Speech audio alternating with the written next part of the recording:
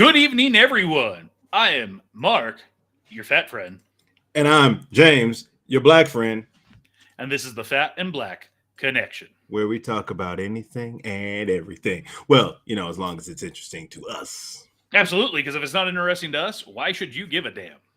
Correct. So, it is May 29th. This is our last show for the month of May. Bam. 2024, just in case anybody was unsure. If you weren't sure, now you know. It is 8:03 p.m. Pacific, That is correct.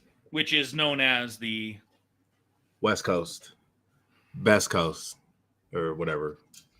someday you'll get it. Someday. Yeah. For those of you I'll do watching that around the world, the thousands in attendance, it's left coast, west coast. Oh, nothing left but coast, West Coast. That's right. Yeah. Yes. I don't yes. normally say So tonight on the show we have the Oakbridge After Dark podcast within a podcast that we'll be doing in a little bit.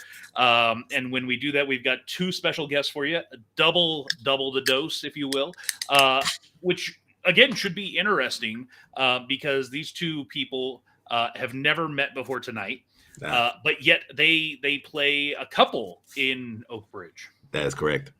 So that's always fun. They didn't have any scenes together, so we'll talk about that when we get to Oakbridge After Dark. But before we get into anything, I would be remiss. We always, unfortunately, sometimes have to start off the show on a bad note.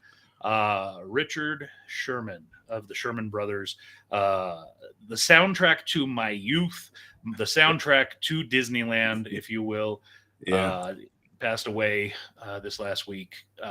Great guy. Both the brothers were great guys. Big loss. I don't know about you, but just about every Disney classic from the 70s and earlier, and most of the rides, or the older rides, of course, at Disneyland. Soundtracks, Soundtrack Brothers. Yeah. So big loss there, and I don't know if you had a chance to see Soundscapes. I didn't get to watch that one yet. It's good because they give big ups to him, to both of them. And the premise of this episode is really talking about the soundtrack to the parks and how music is used. You go in the Haunted Mansion and you could have a completely wrong soundtrack in there, but just along the way, some people have created these. Yeah. So it's a good watch. It's about 18 minutes long. So give it a watch when you have a chance. Absolutely. But I like the first one. Like that first one, they were doing the behind the scenes of the whatchamacallit, Tiana's Bayou Adventure ride, when they were doing some of that stuff, showing us some of the animatronics. That was pretty dope. So tonight, for my birthday, one of my coworkers, great guy Daryl. You haven't met Daryl yet, but he's a great guy. He got me a birthday gift, and I haven't opened it because I've been waiting for him to actually check in on the show and drink it when he's here. But I don't know if he's here. I gave him heck today at work and said, "You need to be there because I'm going to drink your gift," which was a bottle of disappearing, reappearing Tula More Dew. So I'm gonna give this. Oh, it's a very, very nice bottle, very fancy. It's a special reserve. Keep that afterwards. It is, of course, as I mentioned, unopened. It is brand new. Oh, it has tasting notes. We'll read that later. Yeah. We've got guests tonight, so I don't want to keep them waiting too long. Right. Pair it with something nice. But while I open mine, what do you have? Good old Heller High Watermelon. I got one. This is one of the last ones I have. Where did you get yours at? I got this from Total Wine. Okay. I'm gonna have to go over to Total Wine to get mine. Normally it doesn't come out. It should be in the stores already. Oh, this is because it's summertime. This is I can already tell just by the smell, a strong Irish whiskey. Right. So I'm giving myself just a little to because I'm likely going to mix it, but I wanted to. I always want to try it straight first. Of course. Wow, That was much smoother than I expected. The smell gave you a hard smell. Was like threw you off a little bit, huh? Yeah, I mean, it's hanging around there in the back of my throat, so Yeah. it's still got that little burn going on. Of course. But now I'm going to mix it. There you go. Because the other things I have to show off is Pepsi Cola, soda, real sugar. Oh, they changed those cans. Those are. The real sugar is always my favorite version of Pepsi. Yeah. There's just something about it that just makes you go ba ba ba ba ba ba ba ba ba. The joy of cola. Oh man, throwback. And then I have one other thing tonight. My wife picked this up for me. I'm not sure where she got it, but big Choco Sticks, cookies and cream. Interesting. White crunchy is enjoy the harmony of white chocolate cream, crispy biscuit, and crunchy cookie. Guess who's back in the house? Ah, yes. If it burns your throat, you may want to get that checked out. I mean, the resident troll is in. Yes, ladies and gentlemen, for those of you that are new to the show, looks like we have probably some new folks because we've got a couple thousand watching right now. Jeff is our resident troll. He will troll you. So if you do comment, and as a reminder, this is a live and interactive broadcast. So we do want your comments and your thoughts and everything. Yes, but if you do, we can block him out. If don't use voice. Don't use voice to text. He'll get you. Okay, so it's one in a bag. There's 20 of these, and it's huge. This is not what I was expecting. Have you ever had like Pocky? Yeah, yeah. Where there's like 10 little sticks. That's what I was expecting. That's his new nickname, White Crunchy. Fair enough. Yeah. It's pretty good. Okay. So we made some big promises for tonight's episode with like world premiering stuff. We did. And there's even some surprise stuff that I didn't announce. Oh, all right. That's even better. But first, I think we should do the thing that we did, that we did promise the audience, which is the world premiere. Let's get it. Of the season 1. Let's get it. Trailer for Oakbridge. You ready? Yo, let's go. Let's go, baby. All right, here we go.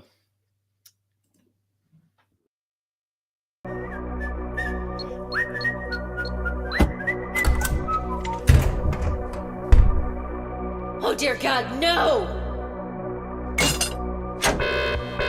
This is a code red. I repeat, a code red. All right, listen up. The Raccoon Festival is upon us once again. This year's fall festival needs to be out of this world, with no antics, no frills, or fuss. There she is, the Nichols girl who lives down the street from my house. She and her mom are kind of weird. My name is Evelyn. Evie, for short. Calling on all units, we have a code 32. Homicide. I bet you worked a lot of crimes like this back in Chicago. Deputy Harris? I worked hundreds of homicides, each one crueler than the one before it. But I've never seen anything like this.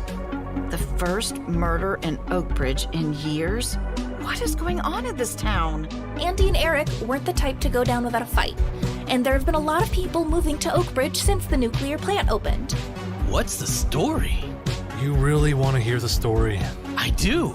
We don't get a lot of tall tales back in New Hampshire. Well, this story is anything but tall. And it certainly isn't a tale. Who do you think could have done something like this? Someone you'd never expect, even in a place like Oakbridge. They are lying to us. He knows something, and he's trying to cover it up. The truth will set you free, but not until it is finished with you. Finish this, Jack.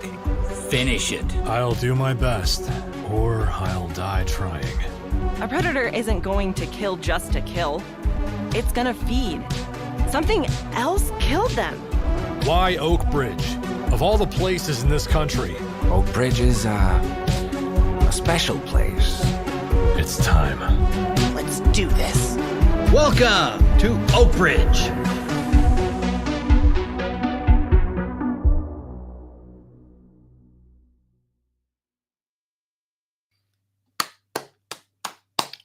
Yeah. For those of you that missed that QR code, it will take you to the Podbean website where you can subscribe to the show. It is coming June 21st. And we will play that trailer one more time. So if you missed any of it, stick around. Somewhere later on the show, we'll play it one more time. And it goes, the audio version of that will be live in just in about an hour. Yes, the audio trailer with no video will go live in about 46 minutes. So you know what that makes me think of? I glued my balls to my butthole again. Bro.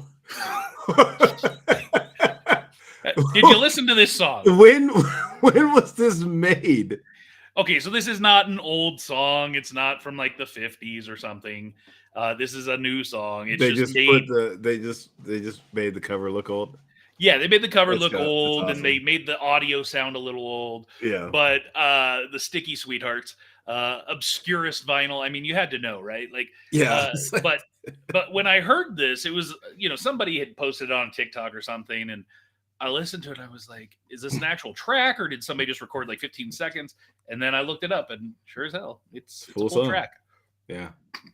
So if you have the chance, go check it out. The Sticky Sweethearts. I glued my balls to my butthole again. So, yeah, not just this has happened before. That's I think the most disconcerting part about the track is that it is again. Yeah. Man. Anyways, did you check out the new teaser trailer for Moana? I did. I guess Rachel is excited for that because I just saw her like wig out. The only thing about the trailer that I really liked was the very ending, of course, with Maui and breakfast, bacon and eggs. That was great. Yeah. But I don't know. I mean, I feel like we're going to get way too Moana'd out because as well that right now they are currently in the process of the live action. Yeah, doing the live action as well. And so it's like, really, do you really need to do a part 2? That's what I was like when I saw the part, when I saw this, I was like, wait, what? I would be fine with one or the other, and I think I'd prefer the cartoon. Yeah, I would much rather than the live action one. But what'll be interesting to see is if the live action is a combination of the two films. Yeah, rather than just focusing, or if it's its own story, who knows? I mean, it has to follow kind of the same storyline as the first. Yes, because I know The Rock has re-recorded "You're Welcome." So. Nice. And the Beetlejuice trailer. Yeah. Man, Rachel, we must just be like hitting all the good parts for you. We need to bring her in early. Seriously, just to have her there, like as we throw something up on the screen for her to go, because we can see her, but our audience can't. Now, I was never a huge fan of Beetlejuice 1, to be honest. I thought it was okay, but this trailer actually, I feel more inclined to watch it after seeing this. The original teaser trailer was just like, yeah. But this inclined me a little bit. What do you think? Yeah, no, this one definitely is the one that was like, oh, this tells me a little bit more of what I was looking for, and because I was asking somebody about it and I was like, yo, is Beetlejuice a bad guy or oh yeah, anti-hero type deal? So I wouldn't even say anti-hero. He's just a straight bad guy. Do you remember the Beetlejuice cartoon? Yeah. Yeah, that's true. The cartoon didn't make him seem as so bad. Mm-mm. Axel Foley's back. Oh, Axwell. Sneak peek. Axwell. Yes, the Axeman is back. Did you check out this trailer? I put this in for you because Beverly Hills Cop has not ever really been my jam, except for when they filmed at Great America. Otherwise, but are you excited for him to make his return? I you know what I like. So this is Beverly Hills Cop 4. Yes, I'm excited a lot. Axel Foley's back, people. Wow, you really sold me there. Huh? You really sold me there. Oh, that's all you need to know. And the thing is, moving on. How about this one, Wicked? Oh yeah, I'm excited for that one, man. Yeah, me too. Ever since I saw when I saw the show in San Francisco, I was like, oh, they got to turn this in. This is going to get turned into a movie. So I've never seen the show. I've heard some of the songs back when we were in Godspell years and years and years ago, and Steven Schwartz was on tour, and he came to Ohlone, and we went. Oh, that's right. Yeah. And he was workshopping. He was workshopping Wicked, yeah. Yeah, and we actually got to meet Steven Schwartz and talk to him, and that was kind of cool. But hearing those songs back then, I didn't realize, because it was just him and a piano and a couple of vocalists. No, actually, it was only one vocalist. I thought he had two. I thought he he had one vocalist, and she actually was the one who did the singing voice for Anastasia in the animated film. He didn't have any male singers with him. I don't remember him having a male singer. Okay. And if he did, he was unforgettable, or he was forgettable. Unforgettable. There we was go. Forgettable. Forgettable. That's what you are. A mean song that would be. So I will say that my wife loves the show. She loves Wicked. I've never seen it, and I'd never listened to it in total until recently. Got her the 20th anniversary record, I think. Oh, no. And we listened to it, start to finish and everything. Yeah. And I thought it was good. I don't love it. I thought it was good, but this trailer, considering it has Ariana Grande, I was not excited for that. Well, I really like Ariana Grande, and actually it was funny because I didn't realize it was her for quite some time, and then but her voice for this, I was like, oh my god, it's basically like, I think her character's name was Kat on the Nickelodeon show back in the day, and I was like, oh my god, it actually works. It does. Now 100%. Here's the thing that I'm a little bit confused by. It doesn't say it here, nor did it say it in the trailer, but there will be a part 2. And most people don't know that. Son of a witch. Huh? Son of a witch. That's the sequel book. Which is interesting because it's not like there's a sequel play or musical, right? No. So you think that that's what they're doing is the sequel book? That's the only thing I can think it would be. Because otherwise, the only other thing are they going to redo the Wizard of Oz? Well, no, because the Wizard of Oz takes place during Wicked. Yes, right, and so that's what I'm saying. I don't know. Like, the only thing I could think of would be Son of a Witch. You might be right. Yeah, I might be crazy, but it just might be a lunatic you're looking for. We got a new KaboomCon has a new vendor, so welcome nice. Blizzard Wolf Art to the show. So we're excited to have more vendors, and we're excited that we are finally officially accepting new vendors for Outside Space. The application is up and running. It's open. Yeah, we've already got this. Blizzard Wolf is the only one who has actually confirmed their spot, but we have 3 others that have signed up, and we're just awaiting their confirmation, so to speak. So as soon as we have that, then we'll have some more vendors on board. Nice. But speaking of KaboomCon, I thought here's another thing. We world premiere. It's world premiere day. Premiere day. So let's world premiere the new and improved KaboomCon website. Hey, look at that. So 97 Now Productions presents KaboomCon. Get your tickets. Click on the link. Got our logo, vendor applications, cosplay contest, art contest. Nice. Oh, there we go. Some of the folks that are going to be involved. It's a great page. Of course, we've got the About page where you can find out about 97 Now Productions, which is us, of course. Yeah. Links to some of our stuff. Oh, nice. I can dig it. Don't you love those photos of us? Yeah, great pictures. This one's always, of course, my personal favorite down here. Oh, hey, look at that. It takes us to the 97 Now Facebook page. Nice. That's cool. Didn't know that. So I want to give credit. I want to give a big shout out to Ashley Dean, the creator of Oakbridge. She is the one that has been working on our page as well. So great work, Ashley. Thank you so much. Over on the guest page, you can see Lawrence Diego Iriarte, Reno Video Game Symphony's coming, Cosplay for Kindness, Carson Victory Rollers, Jam the Artist. More to come. Nice. Over on the vendors, you can see all the different retail and art vendors, who they are. We will get their logos up soon as well. But it has all the links to their socials and crap like that. Nice, man. Food and beverage vendors.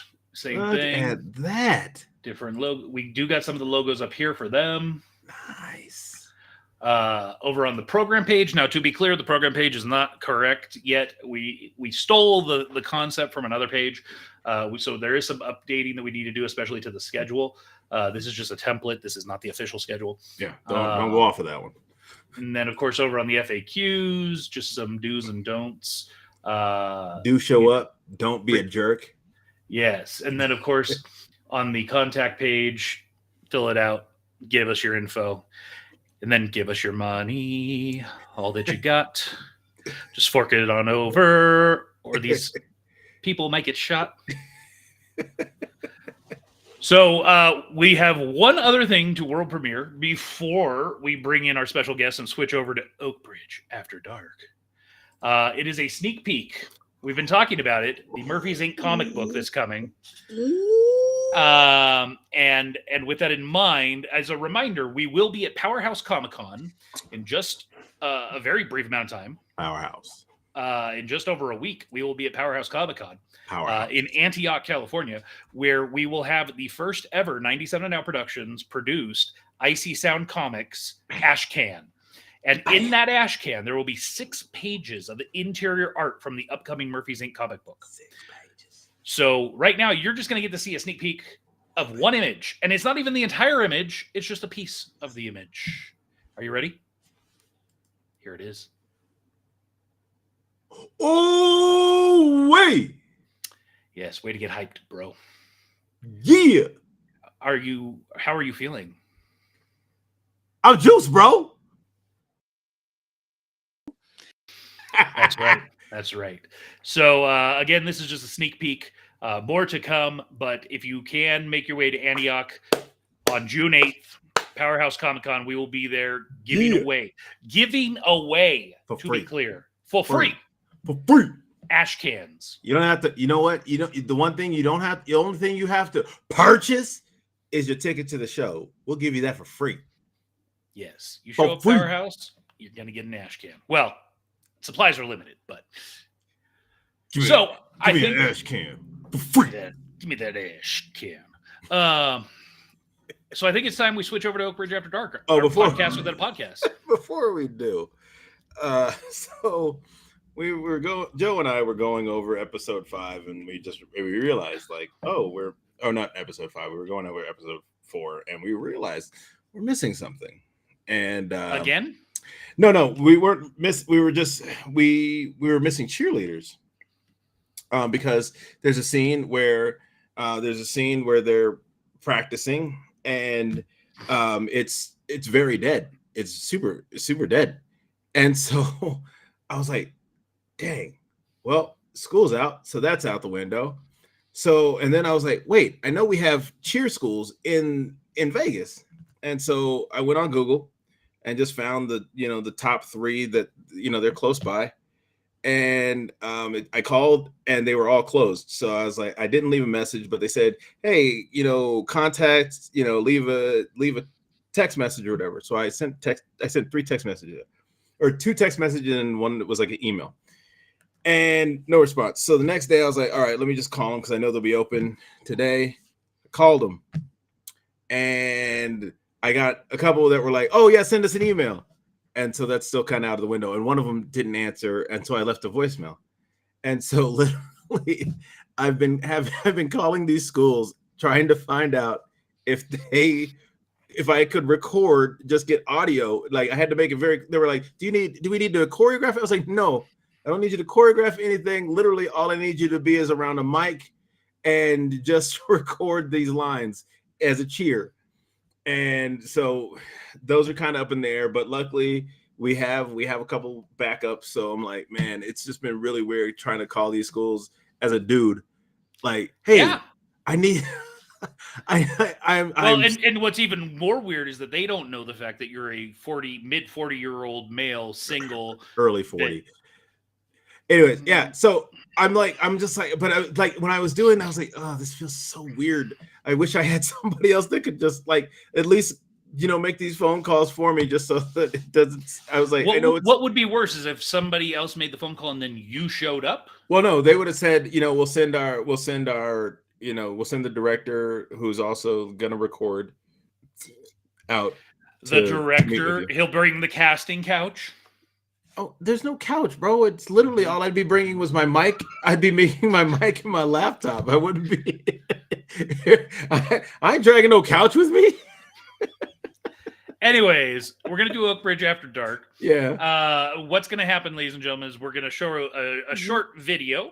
And then when we come back, we'll have our special guest with us. As we're recording this podcast within a podcast, this podcast is going to actually air in the future. So we're going to be recording this as though the episodes have already aired without giving spoilers away. It's live tonight, though. So we're still live tonight. And if you comment throughout the interview and stuff, we'll still likely read it and engage with it. So don't worry about that. You are welcome to still. It is an interactive experience. But tonight, for Oakbridge After Dark, we have Rachel Anderson and Ari Cafferatta-Jenkins. So we're going to bring them in just a second. So get juiced, get hyped up. Get hyped. Jeff. Anyways, here. Hold on. Let me set this up. Let me set this up. Get it set. Get it set. Okay. Those are ready. All right. Boop, boop, boop. All right. You ready? Let's go. For Oakbridge After Dark. After Dark.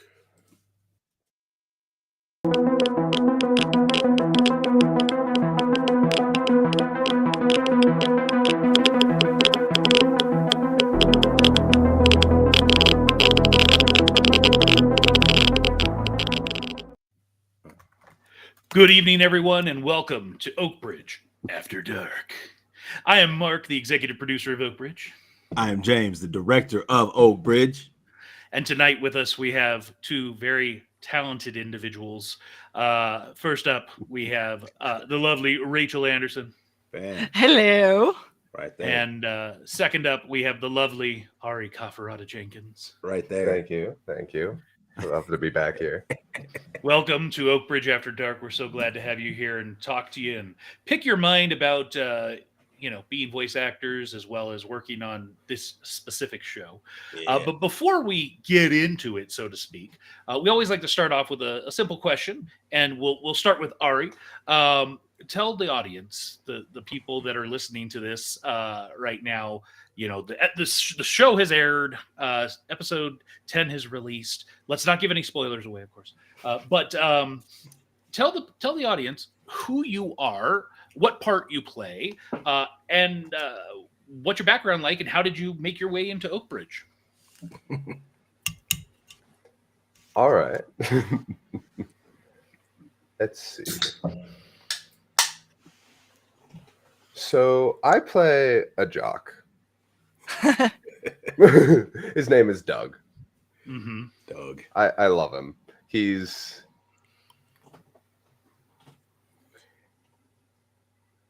At first he's kind of a jerk. But he's completely rattled by the events that happen in Oakbridge, as it's close to him. Mm-hmm.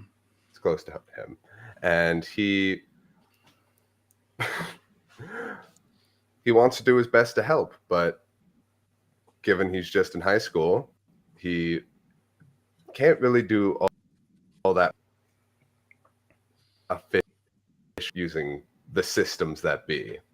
Mm-hmm. And I think Doug has the most growth. One of the characters has the most growth throughout the show too.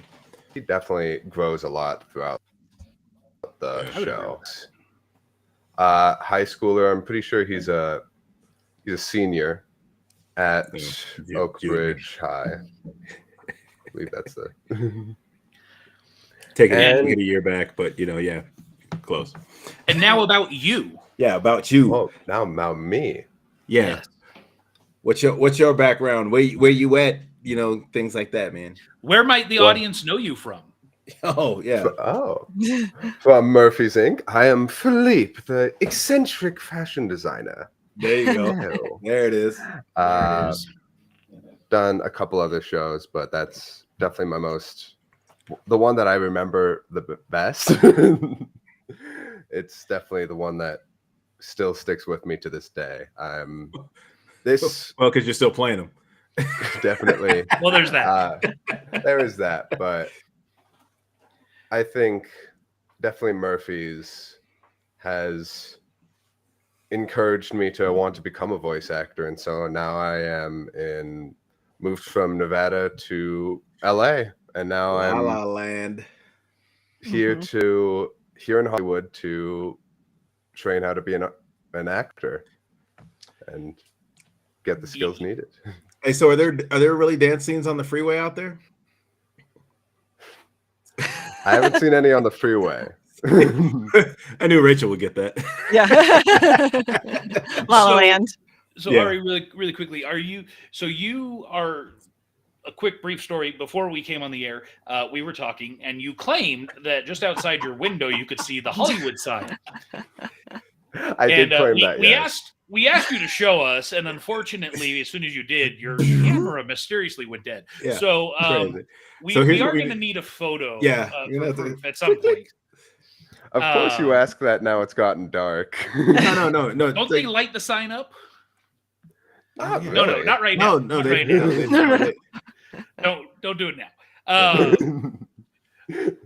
do that later. You might also recognize Ari. He has voiced other characters. Last week we had on old Josiah Harridge, and Ari voiced young Josiah Harridge. Yeah, that's correct. That was also a very fun role.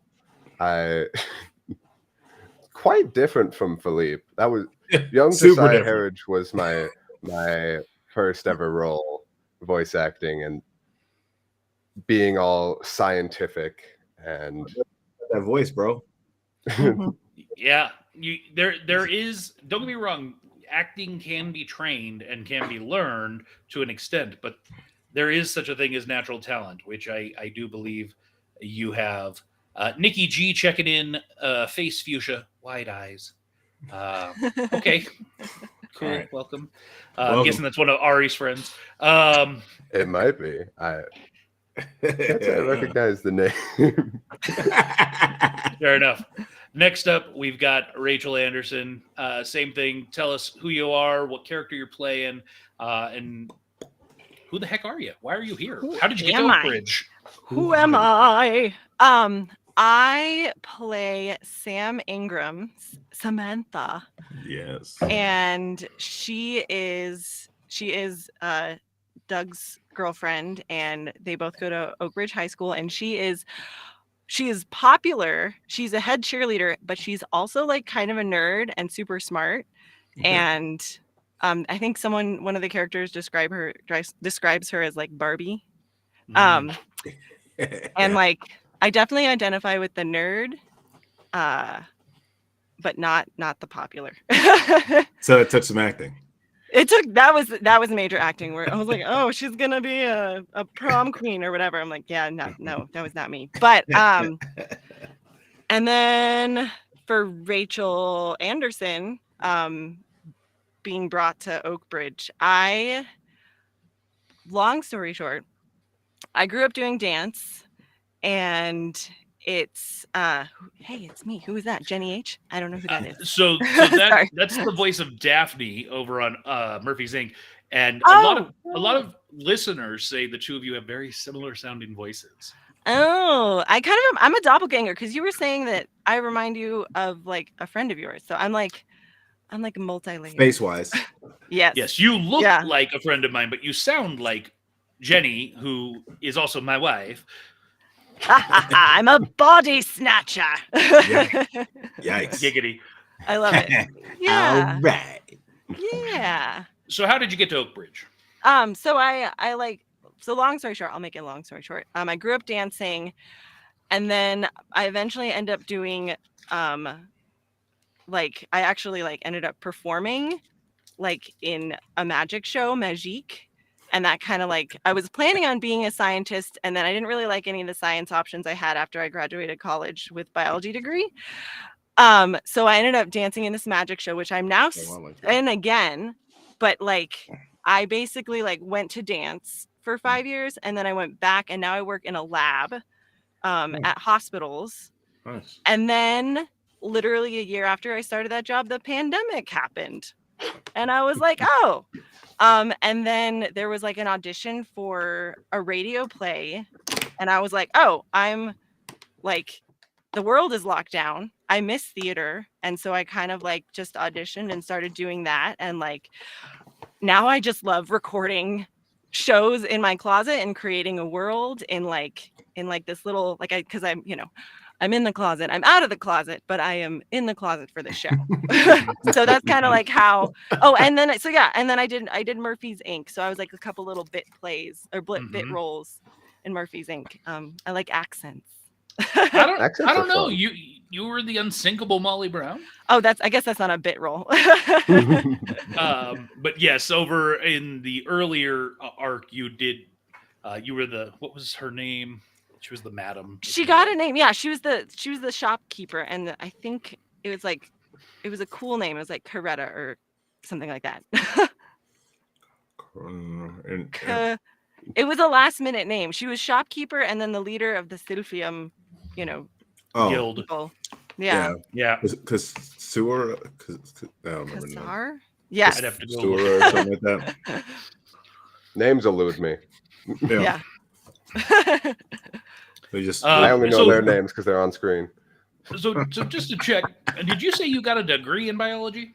I did. I got a bachelor's degree in biology. Mm-hmm. But then I worked in a research lab because I was going to be a research scientist. But then I was like, oh, I really don't enjoy like the whole like publish or perish that comes with the research job. Like you have to like keep publishing and the data and all that stuff. So I was like, oh yeah, this is not it. So I'm gonna dance.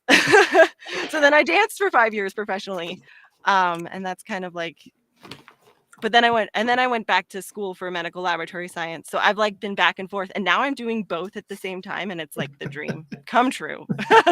Wait, doesn't your wife have a degree in biology? Yes, that's why I asked, because you are only the second person I've ever met to have a degree in biology. The first being my wife. So, so not only do you steal her voice, but you steal her degree.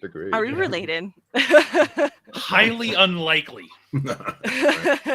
Highly unlikely. So before we get into some line of questioning, if you will, KaboomCon is coming up. For those listening to this after the series has finished its finale, we're just probably within about a week away to KaboomCon happening September 7th. Will the two of you be there? Absolutely. I plan on. That would be amazing. Yeah.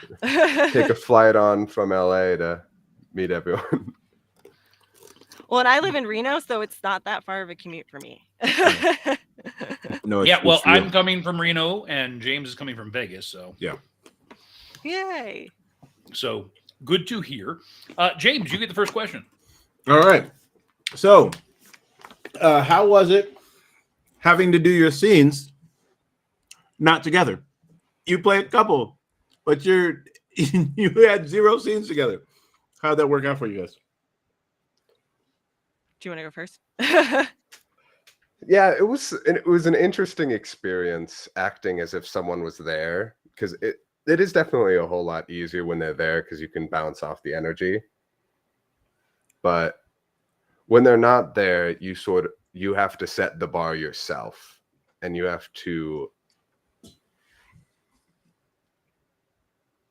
fall in love with a make-believe, I suppose, with your character. A lot more imagination. And James is used to doing that daily. Rachel, your thoughts?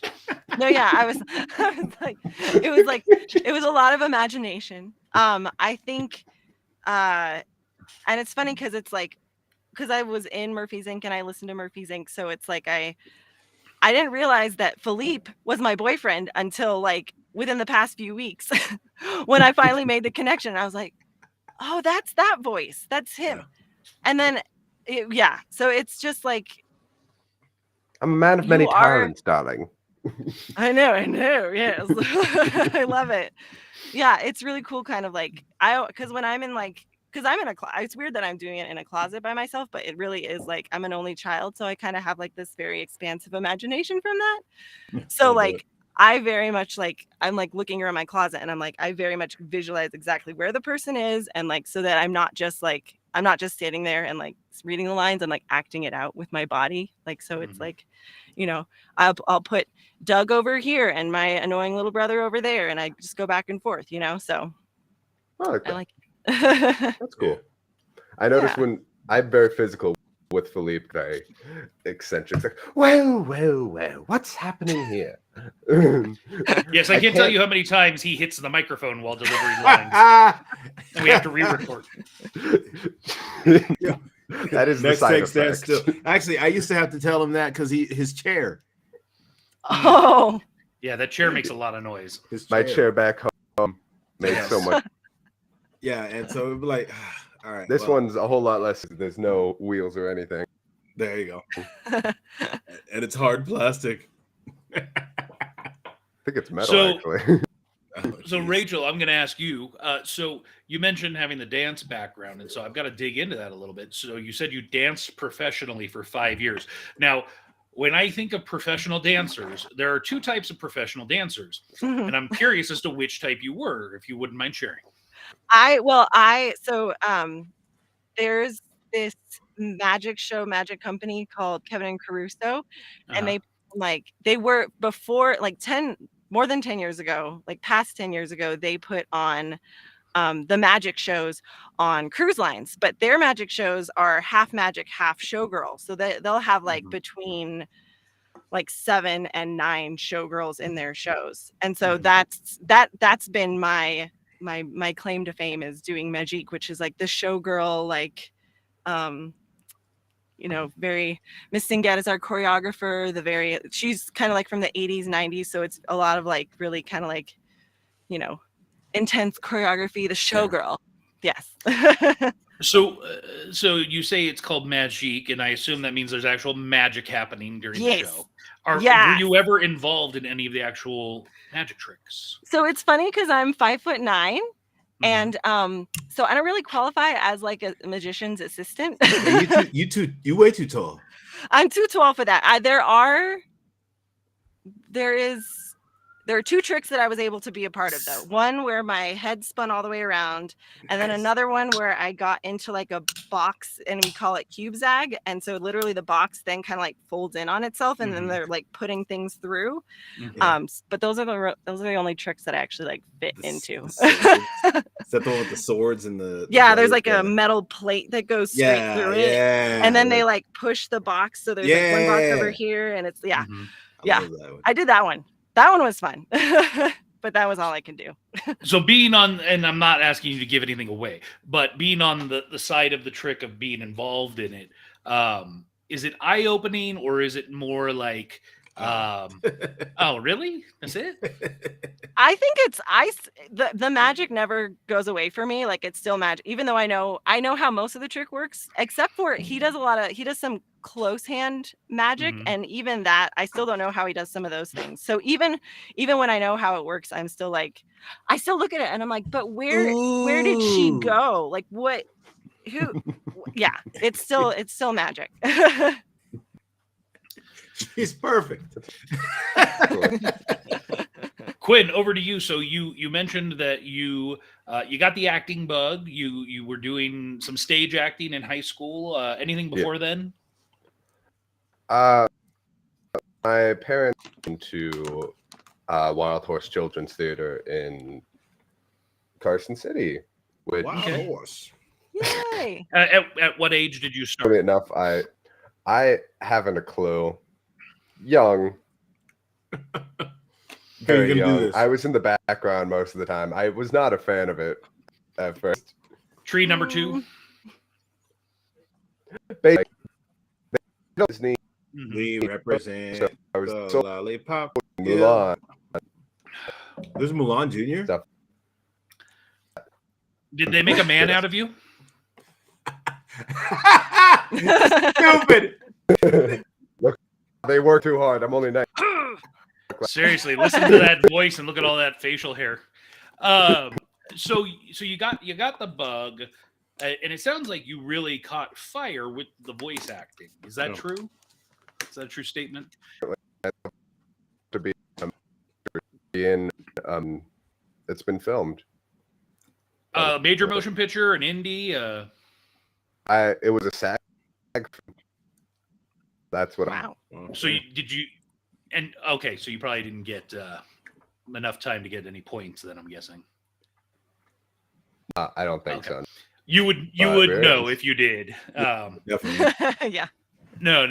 And You'd have that's great. You've only been down there since what, January? Yeah. So actually, no, the end of February. So yeah. Holy smokes! So which school are you going to, and how is it going? I'm going to AMDA LA, and AMDA, the American Musical and Dramatic Academy. Nice. It's really fun. There's so many cool teachers. There's so many wonderful classes. Right now, I'm going through the stage combat classes. Nice. And I related a lot to what Rachel was saying about magic, because the stage combat is all about illusion. Mm-hmm.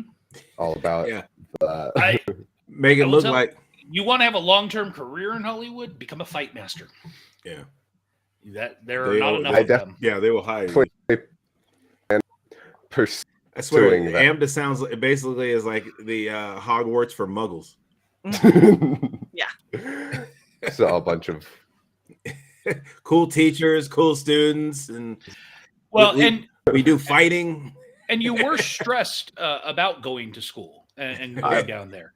I was just about how much of a change it was. Like moving from Carson City to LA has been City to Podunk, Carson City to LA. I mean, that's a huge difference.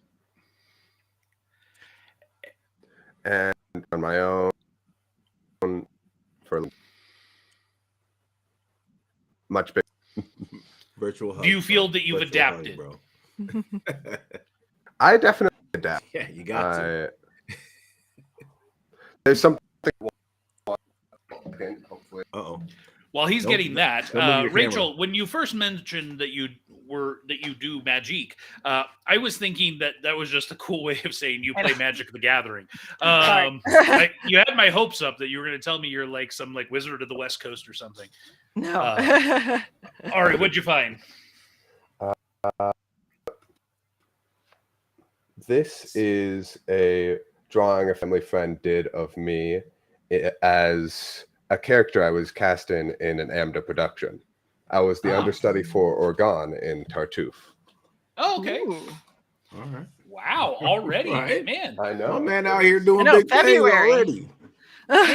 Yeah. Very fun. So Rachel, you mentioned you're in Reno. Are you from this area? Did you come here?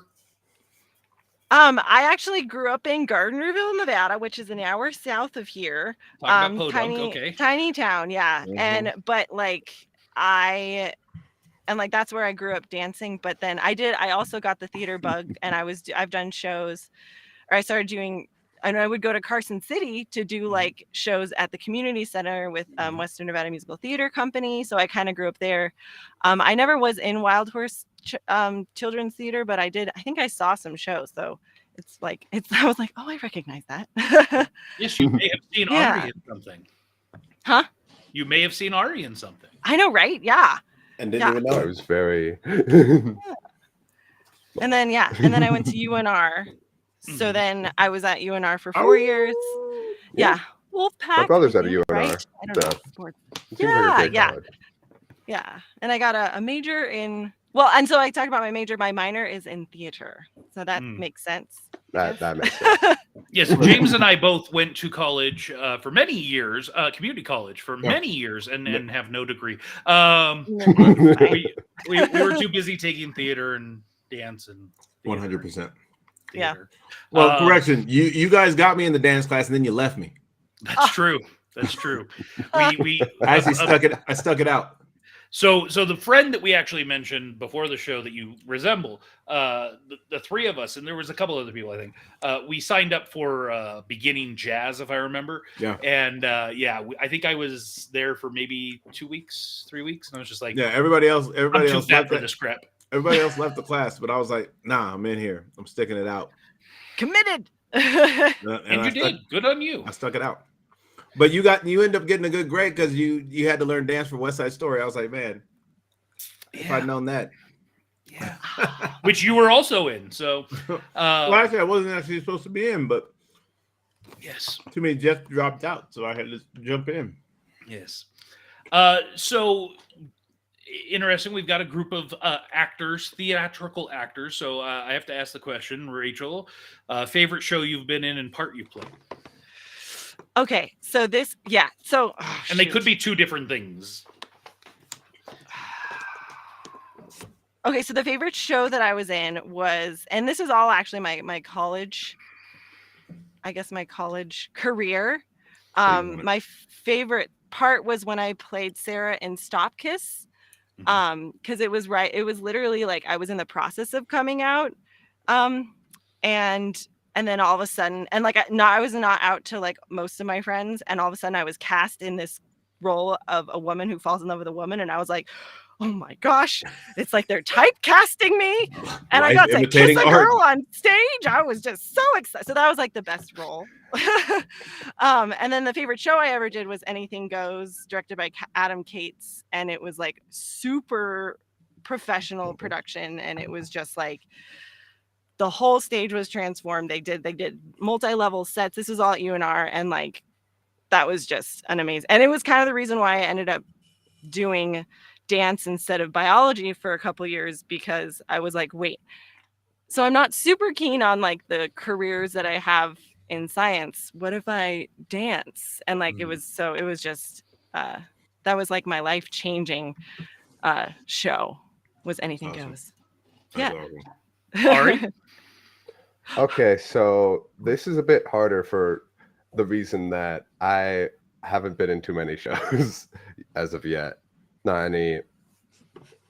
So based off of what you've done. Yeah, man. Yeah. Because favorite parts change all the time, man. Mm-hmm. Philippe has got to be it. I love Philippe. He's just a jerk, but he develops so much throughout the the thing about all this is I love storytelling, and I feel like one of the greatest stories to tell through character development.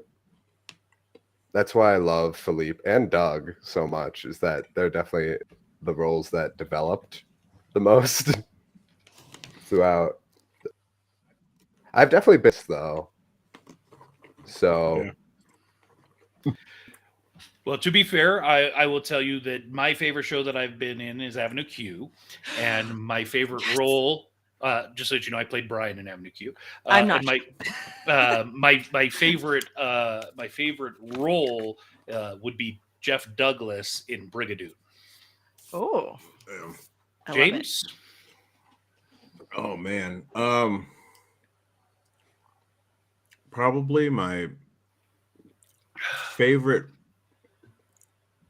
show that I was in. That's tough. There's certain things I liked about all of them. I think my favorite might be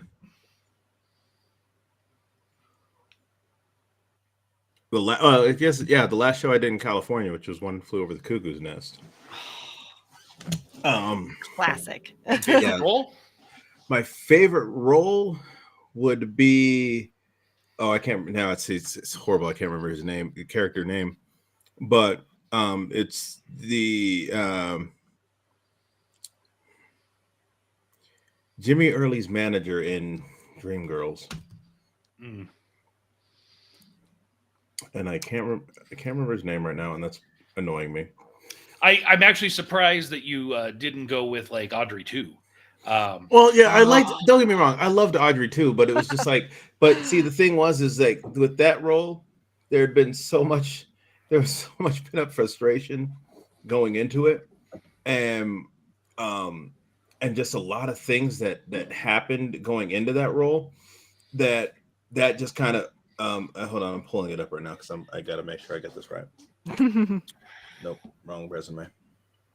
While he's pulling that up, pulling that up. Eventually 97 Now Productions will do a production of Little Shop of Horrors here in Northern Nevada. And when we do, James and I will be precast. We will play Seymour and Audrey too. And to be clear, when I say that, we will both play Seymour and Audrey too and interchange nightly. Yes, so that will be... I think I'm the better Audrey too personally, but I guess we'll have to duke it out and see. I freaking love it. I saw for last year for my birthday, I went and saw Little Shop of Horrors at Lake Tahoe Shakespeare Festival, and it was so good. Anyways, sorry, fangirling. It makes me sad because my wife and I had talked about potentially going to see that, but it was very like last minute, and we had to get a babysitter, and it was like, and it's hard to know, especially with a place that is like Shakespeare Theater, how well they're going to do with something like that. Yeah, I would love to be the dentist in Little Shop. Or you have the voice. Yes. Just bring Steve Martin energy to it, and you'll do fine. So Ari, next question is for you. Oakbridge season 2, will that happen for you? If it happens, I'll definitely be a part of it. Oh, Oakbridge season 2 is happening. No, it's happening. That much I can tell part you. of it. I've already received the script for episode 1, so yeah, it is happening. Rachel, how about you? Oh my God, yes, it's absolutely yes. I'm really excited. 100%. Oakbridge was super fun to film, and I'm excited to see how Doug grows in the future and what other horrors he will face. So with that said, without obviously spoilers, because there might still be some people that haven't listened to the entire thing yet. Rachel, for you, if you were talking to somebody, again, without spoilers, and describing the series from your perspective, what would you tell them to try and get them interested in listening to the show? Because when I first read it, I was like, this is very like Stranger Things vibes, and I was I've watched Stranger Things since it started, so it's very much like the Stranger Things, like people are kind of like disappearing, and like things are going down, and it's like there's this mystery in the town where like something is just not right, and like everyone has secrets. And it's cool because it's kind of like the kids that save the day. And I kind of like that aspect of like the Stranger Things kind of like 80s kind of horror, but fun. I'm very excited to hear it. Ari, same question. My favorite thing about Oakbridge that intrigued me the most was just how intriguing the relationships are between the characters, how they grow and warp, and like new ones form, old ones break off. It's really neat and very well written and well acted. So to that point, we've asked everyone that we've had on so far, and we're going to ask everyone this question. So Ari, you'll go first. Have you read? Because obviously you haven't heard everything yet. Have you read every script, or do you just read your parts, or how does that process work for you? I think it depends on what it talks about. Like if my character talks, references or talks about a scene wasn't in, then I can read through that scene. But if it's not something I know about, I don't read that. I try with what's going on behind the scenes for my character between the scenes. Okay. Like Rachel? he was on a trip or he was going to school, normal stuff. Yeah, Rachel, I'm kind of similar where like I would just read the scenes that Sam is in, just to kind of like, because it's just from her perspective. Like there's without any spoilers, like there's this one scene where something bad happens that she has no clue. So I wasn't even going to read what happened, because when, before that scene, she walks in and she's like, what's going on? Why is everyone being so weird? And like, so I didn't want to read the scene and kind of have that like, you know, the foresight, like she doesn't know what's going on. So it kind of was like very to get into the character, especially because, you know, I'm talking to a closet right now. I feel like that helps bring in the illusion as well. Yeah, I think it is definitely a good substitute for not having the other person to bounce off of. Yeah. Well, like, and one of the things is with Rachel, it was that we had to.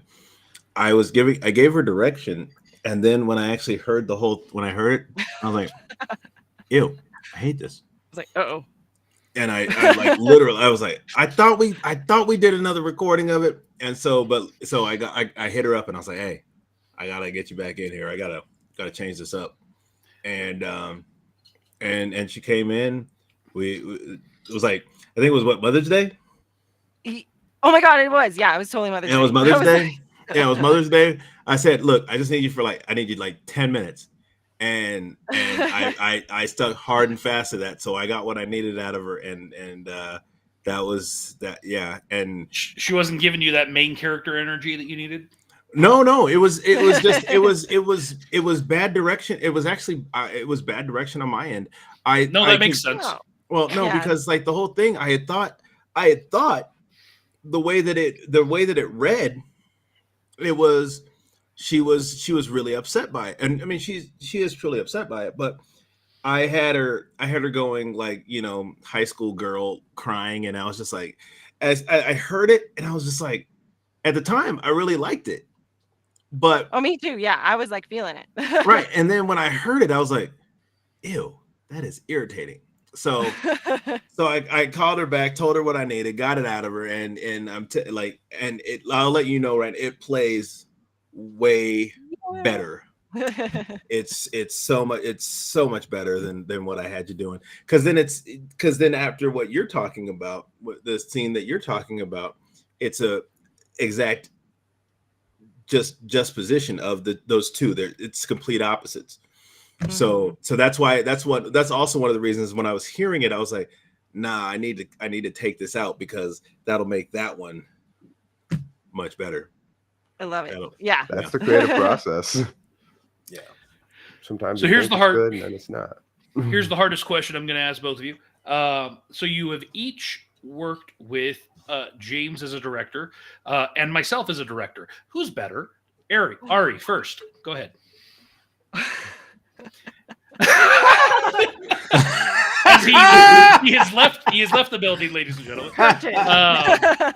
Rachel, your turn. No, and that's curtains. This is a lose-lose scenario. No, it's interesting because James and I, him and I go way back. You know, we've known each other for 20 plus years. We've been doing theater together. We've worked on many productions. And the interesting thing is, from my perspective, James is a much better director than me on paper. He is much more prepared. He is much more, which is weird because that is not at all how he is with anything else in life.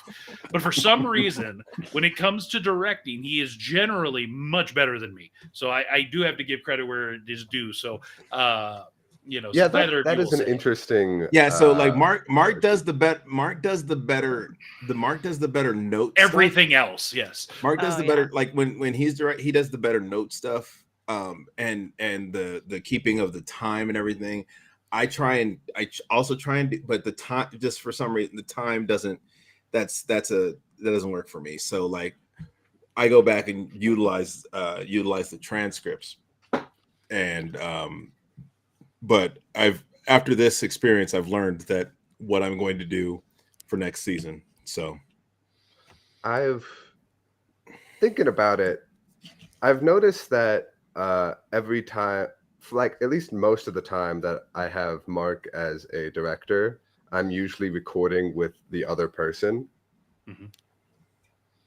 And so that definitely helps get the energy I feel like my character has in the scene, usually with Philippe and stuff.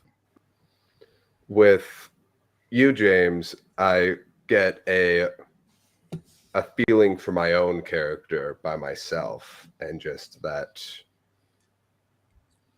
Yeah, we had fun though. We had a lot of fun. Hopefully we'll be able to break. Hopefully we'll be able to break some of those bloopers out. Ashley actually hit me up about that the other day, and I was like, "Oh yeah, no, I know we definitely got some." So we'll have to hopefully we'll get great. hopefully we'll get some of those out there towards after the show airs. Yeah, and that is it is an interesting dynamic when you think about from an acting perspective of recording by yourself versus recording with your talent that you're in a scene with. And to that point, as you'll come to find, Ari, generally more professionally, it's very rare, especially from a voice acting perspective, that you get to work with the talent that you're working with. Yeah, most of the people don't meet each other or they might know each other, but they don't actually see each other until the premiere of the film. Yeah, that's something I'm learning is incredibly different between like normal stage acting or film acting versus voice acting. Yeah. And that was one of the things specifically I wanted to do with Oakbridge, just to see could we do it to move in a somewhat more professional manner. If we can, if the schedule works and we can have people together, of course we would love to. It's not like the only ones anymore or anything like that. It's the only ones that I actually recorded together. The only ones that I actually recorded together were I had 3 people. That was Connor Howard, Joe Bly, and Katie Marie Bly. Those were the only 3 that I ever actually had recording together. And then I had Joe. That was one of the first sessions. Yeah, those were early. That was day 1 sessions. Mm-hmm. And then I had Katie and Joe, and I got their stuff. And that's done. because they're a married couple. They're a married couple, and we knocked it out right then and there. And that's crazy because like I think about it, that was day 1. That was the only ones that I had. Well, I had another one scheduled to do together, but in a weird roundabout way, I'm glad that we didn't do that together because working separate, it was a challenge, but we got it done.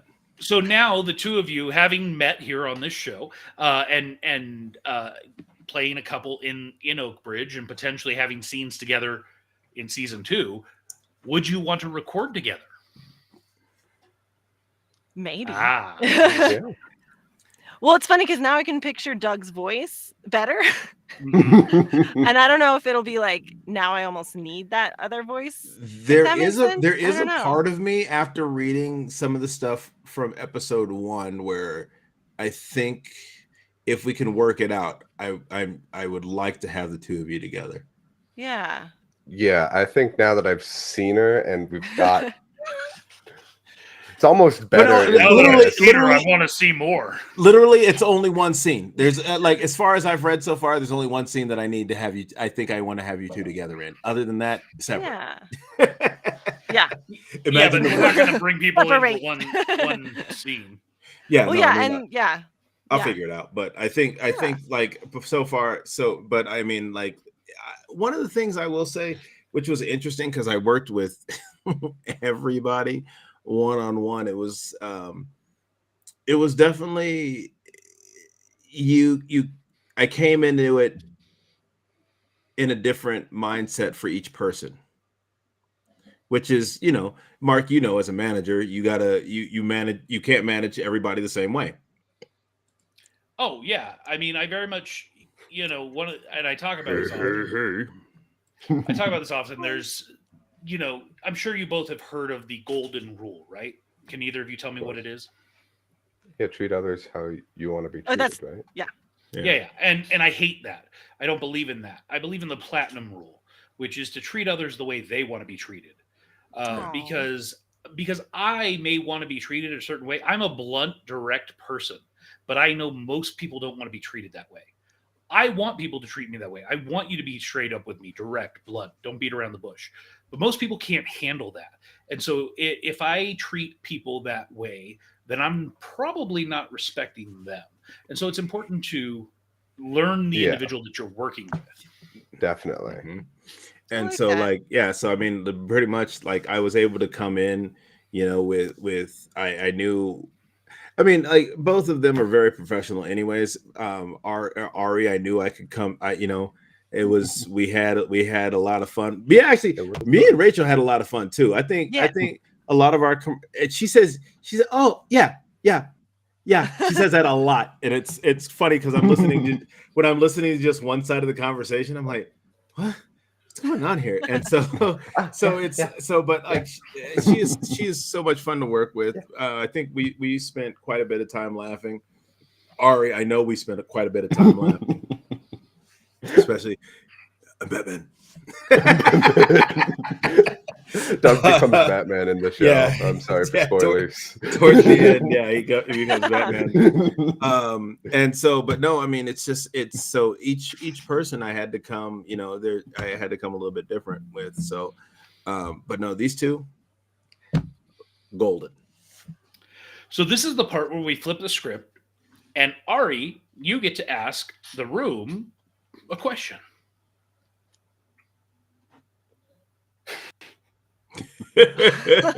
What? Oh, what advice would you give about this industry to any aspiring actors, not just me? Go balls to the wall. Just do it. Balls to the wall. Just don't glue them to your butthole. Don't glue them to your butt. Yeah, no, but no, again. real soft. Again, yeah. No, it's you just got to get out there and just try it. And especially if you're new and we have something coming up, definitely audition, because you know that's like our mission here with 97 and Now. We want to give a place where, you know, talented people have a place to just come and shine. And so, like, you know, I've done other interviews and people ask, oh, you know, like, what do you give? What advice would you give? Just try it. Try it out. If you like it, cool. If you don't, cool. But, you know, if you don't try, well, you miss 100% of the shots you never take. And, you know, I don't know if I'll get in.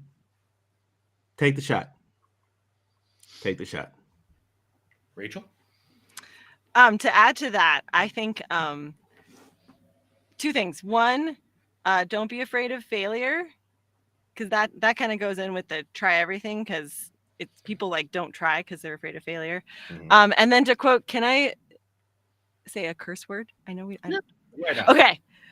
So to quote one of my favorite actresses, Sutton Foster, which I don't think anyone here has to worry about, but don't be an asshole. And that's literally something that I quote directly from her. So that's yeah. I'm a jerk, actually.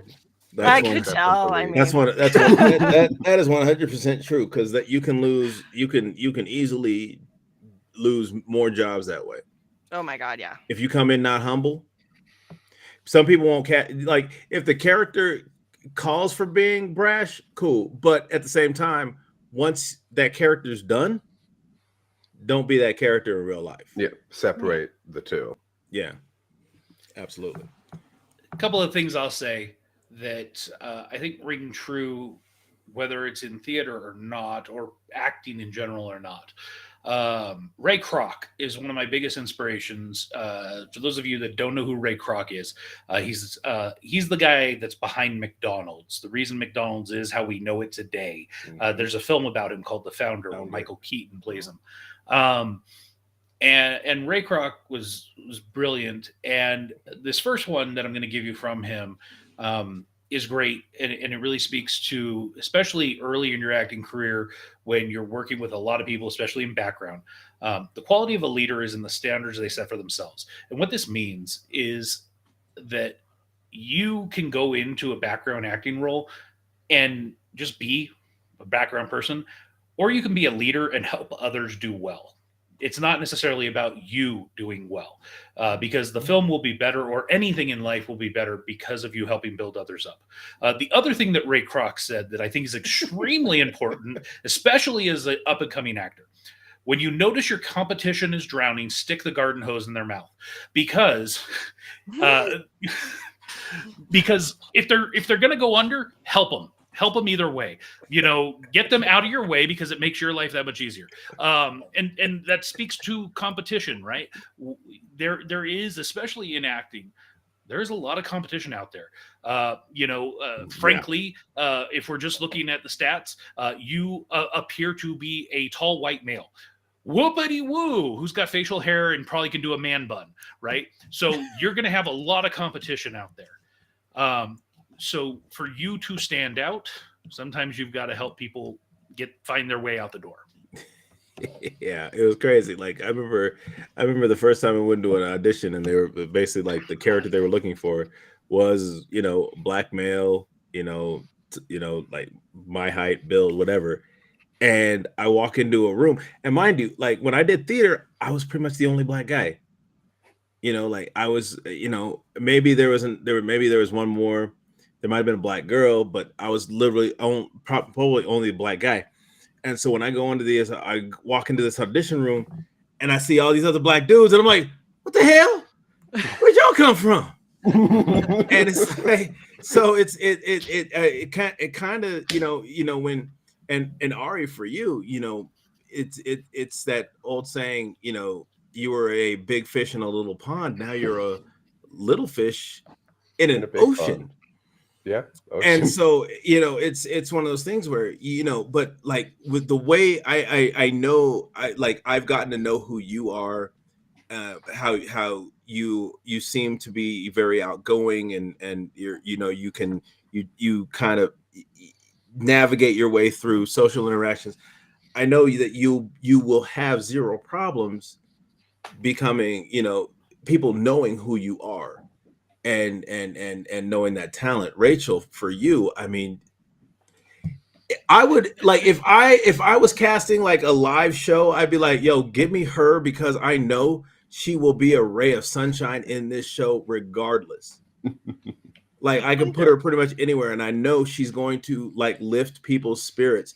She is one of the most positive people I've met, and even through some of the darkness that she was going through during our recordings, I never would have known if I hadn't known what was going on. It boggled my mind how happy and how cheerful she was coming into these recording sessions, and like it was absolute joy to work with both of you. And I've told you that before, Ari, so it's nothing new for you. But like Rachel, so nice I definitely want to let you know, like you were definitely one of my favorites to work with, just because of your positivity that you brought. Thank you. I always say I'm like theater, dance, the stage. It's my therapy. Definitely. It's free. It's lovely. Sometimes I get paid to do dance, so I'm just really grateful. Working because towards getting paid. Like, yeah. Power positivity. We might need to get Rachel some bootios. Yeah. So Rachel, your turn. One question for the room. That was a really good question, though, and now I'm like swirling all the other options. I kind of want to steal from what it's from inside the actor's studio. It's like his series of questions, and my favorite question is, what is your favorite word? I think that's his. What is your favorite word? Because it's light and fluffy, and yet Ari? also deep. Of course, you make me go first. That's. Yep. I know, it's rude. Words are interesting. I know there's like a that lot. was very profound. That was very deep. Deep. Okay, fine. James, you go first. Weirdly, this is so weird. I think probably the. Ooh. I know it sounds you can. It just it's that word. Like I remember I was typing something out, and I was like, oh, I need to take some of those out. But is a very just it although it's a blah word, you use it so much in everyday life. Oh, and it can put emphasis on something, right? Yeah. Instead of fat and black connection, it could be the fat. the Fat and Black Connection, or that guy, or the man, or the woman. It's all the is the Ohio State University. You know what I'm saying? So it's Oh my gosh, yeah. who tried to trademark it. So it's just one of those. It's one of those. I find the or the whatever you call it. It's just kind of like, oh, all right. The has the double E, so just to put that out there. Oh, that's true too, but yeah, no, yeah. I think it's I don't know. It's just one of those words that I think is very you can use it. It has a lot of context within it. Mm-hmm. Ari, are you ready, or should I go? I think I can. What are those words called where it's like boom, pow? Because those are my favorite Onomatopoeia? words. Onomatopoeias. Yeah. Those are my favorite words. Because they're purely sound effect words. Yeah. Yep. Purely sound effect, but yet so vivid. Like a whole page on a comic book. Like boom. Exactly. Right. And they can be go ahead. No. They can be like, even in like how they are written can completely change the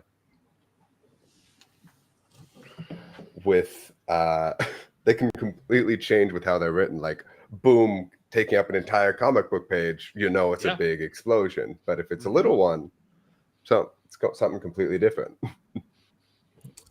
I feel that. Yeah. No, I agree.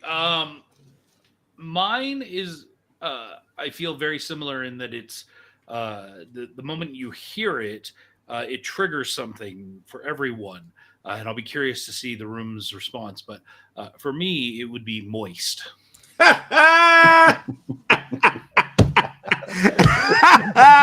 Yo, we were just talking about that at work the other day, bro. That is hilarious. It is just, for whatever reason, moist is this word that literally women get grossed out by it. Good. I love it. No, it's and I almost find joy when people are grossed out by it. Yeah, it's one of those, and it's one of those words that for some reason it just triggers a response in people. And there are other words similar, right? But it's not a vulgar word. It's not at all. It's not one of the 7 words that'll get you banned or anything, right? But moist, for some reason, and I can see our numbers dropping, right? Like people are tuning out because I'm saying moist over and over. Visceral. There is a visceral response to that word for some reason. And and James can attest to this. I believe that our society allows words to have too much hold over us. And I don't think we should. I think we give credence, we give power to words, and we shouldn't do that. I think there are words that people have taken or cultures have appropriated and tried to use them to empower themselves that no one else can say. And I think that's not good either. I think no word should be off limits. I think anyone that finds offense in a word should really think about, what am I really offended by? Is it by the word, or is it by what I think the word means? Right. Because we can look at the history of words. And I was just having a conversation today with my wife and kid about the word unicorn. What is a unicorn?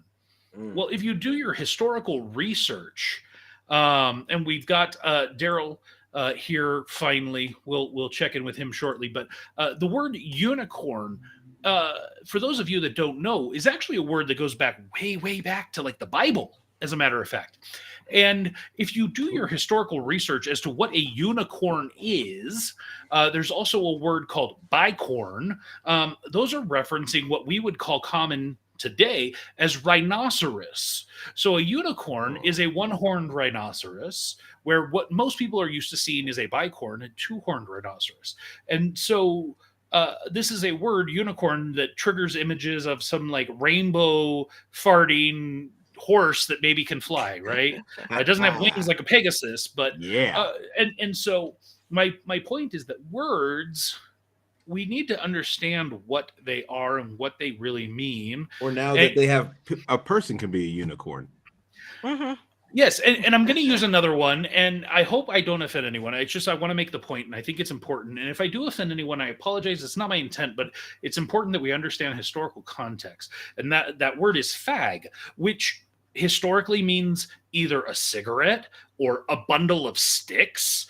There are words that our society today in 2024 have taken and given it a new context or a new meaning.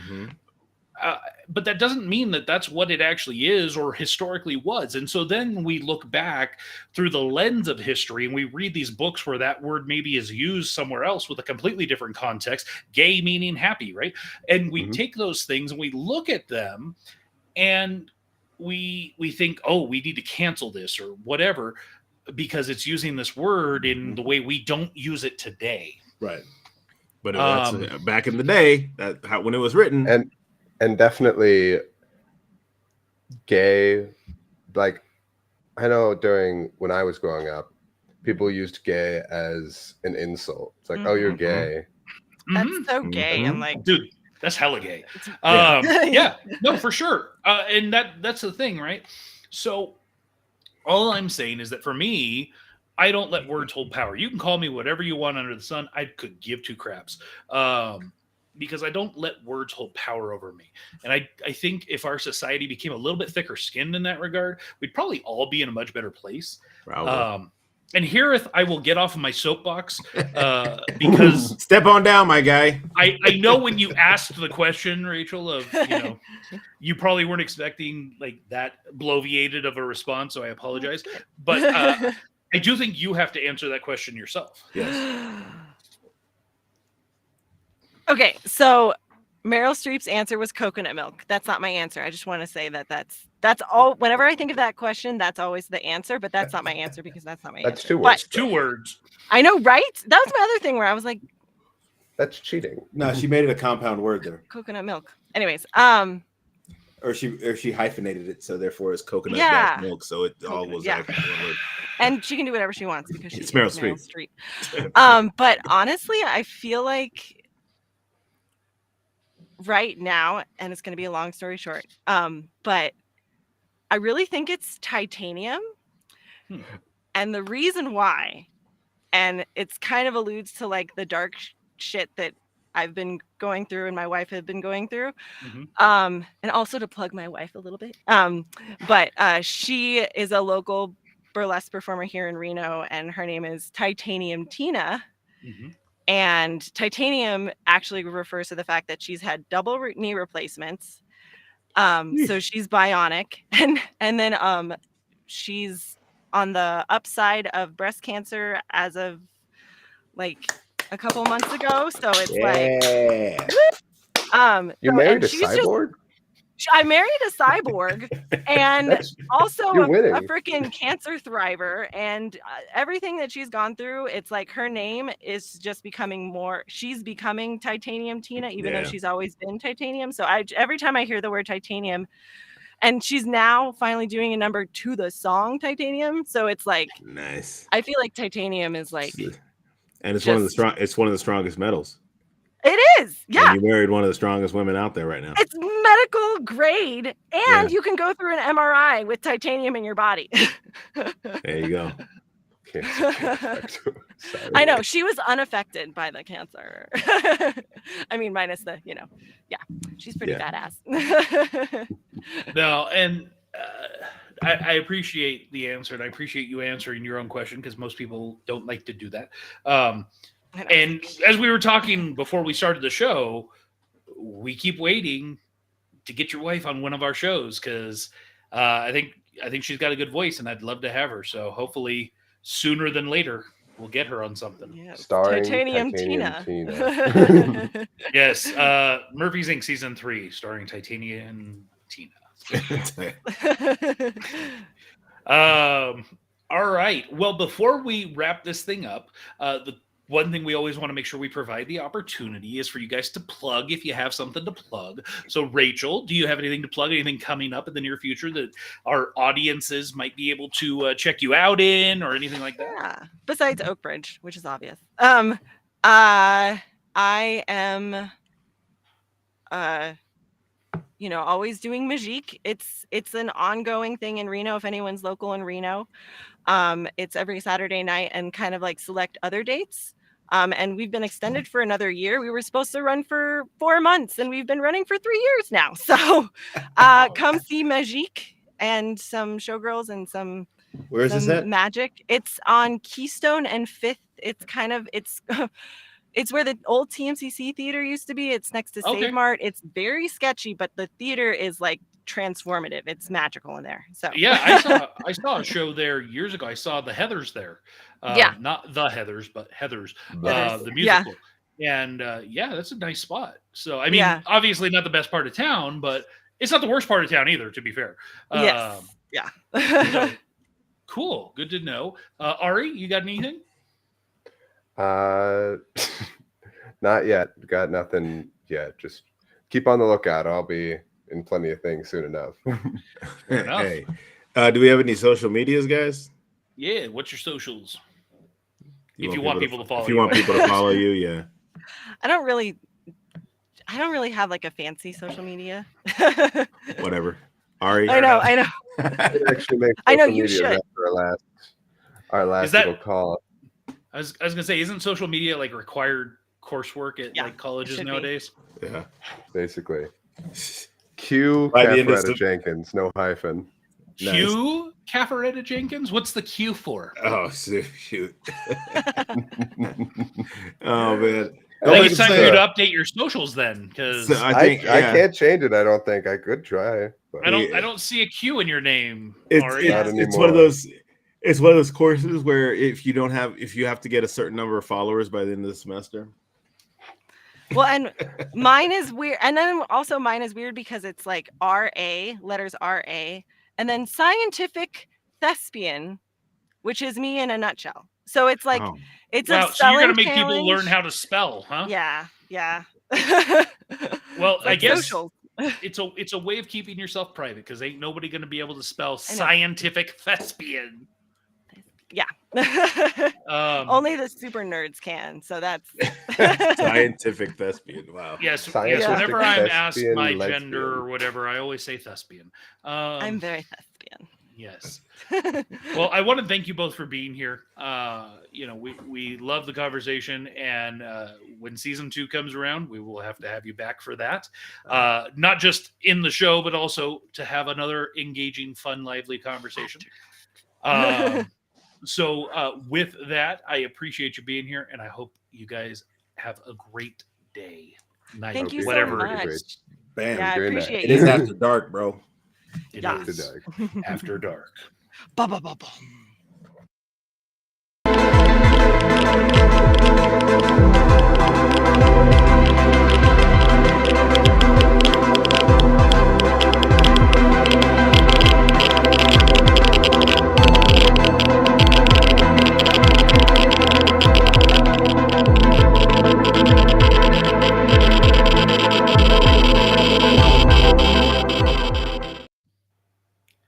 And welcome back to the Fat and Black Connection. I am your fat friend Mark, and right there next to me is our black friend James. Sticking around, it looks like, is Rachel and Ari. I was going to pop off, but I just wanted to give this one. You're welcome to pop oop. Have a great night. Good night. We just had them on the Oakbridge After Dark, so that was fun. Always love the conversation. Love how they spun out. That's kind of crazy. They were like deuces. Yeah, I got something to do, I guess. And Jimmy says from Pop Culture Kaboom, I'm out. Bye. And B checking in. Yo. Yo. I don't got no yo-yos. You're a little late. Where you been? I love the name B. It's very B. like, who are you? It's not B-E-E. It's not B. B. It's just B. The second letter of the alphabet. Straight up. So James, we've done a few episodes now of Oakbridge After Dark, which will, if you didn't catch it now and you're not watching it on a rebroadcast of that later, We will be releasing these as one-offs on their own after Oakbridge fully airs. So we've got 10 weeks of Oakbridge starting on June 21st. Hey, you know what? Since we're talking about Oakbridge, and we just got done with Oakbridge After Dark, I think now is a really good time for us to go ahead and play the Oakbridge trailer. You know what? I like that idea. Season 1 trailer. Are you ready? Yeah, let's do it. All Again. Right,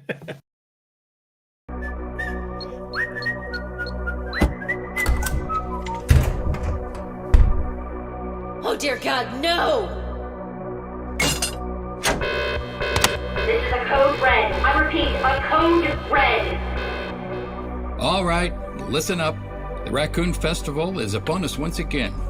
This year's fall festival needs to be out of this world, with no antics, no frills, or fuss. There she is, the Nichols girl who lives down the street from my house. She and her mom are kind of weird. My name is Evelyn. Evie, for short. Calling on all units, we have a code 32. Homicide. I bet you worked a lot of crimes like this back in Chicago. Deputy Harris? I worked hundreds of homicides, each one crueler than the one before it. But I've never seen anything like this. The first murder in Oakbridge in years? What is going on in this town? Andy and Eric weren't the type to go down without a fight. And there have been a lot of people moving to Oakbridge since the nuclear plant opened. What's the story? You really want to hear the story? I do. We don't get a lot of tall tales back in New Hampshire. Well, this story is anything but tall, and it certainly isn't a tale. Who do you think could have done something like this? Someone you'd never expect, even in a place like Oakbridge. They are lying to us. He knows something, and he's trying to cover it up. The truth will set you free, but not until it is finished with you. Finish this, Jack. Finish it. I'll do my best, or I'll die trying. A predator isn't going to kill just to kill. It's gonna feed. Something else killed them. Why Oakbridge? Of all the places in this country. Oakbridge is a special place. It's time. Let's do this. Welcome to Oakbridge.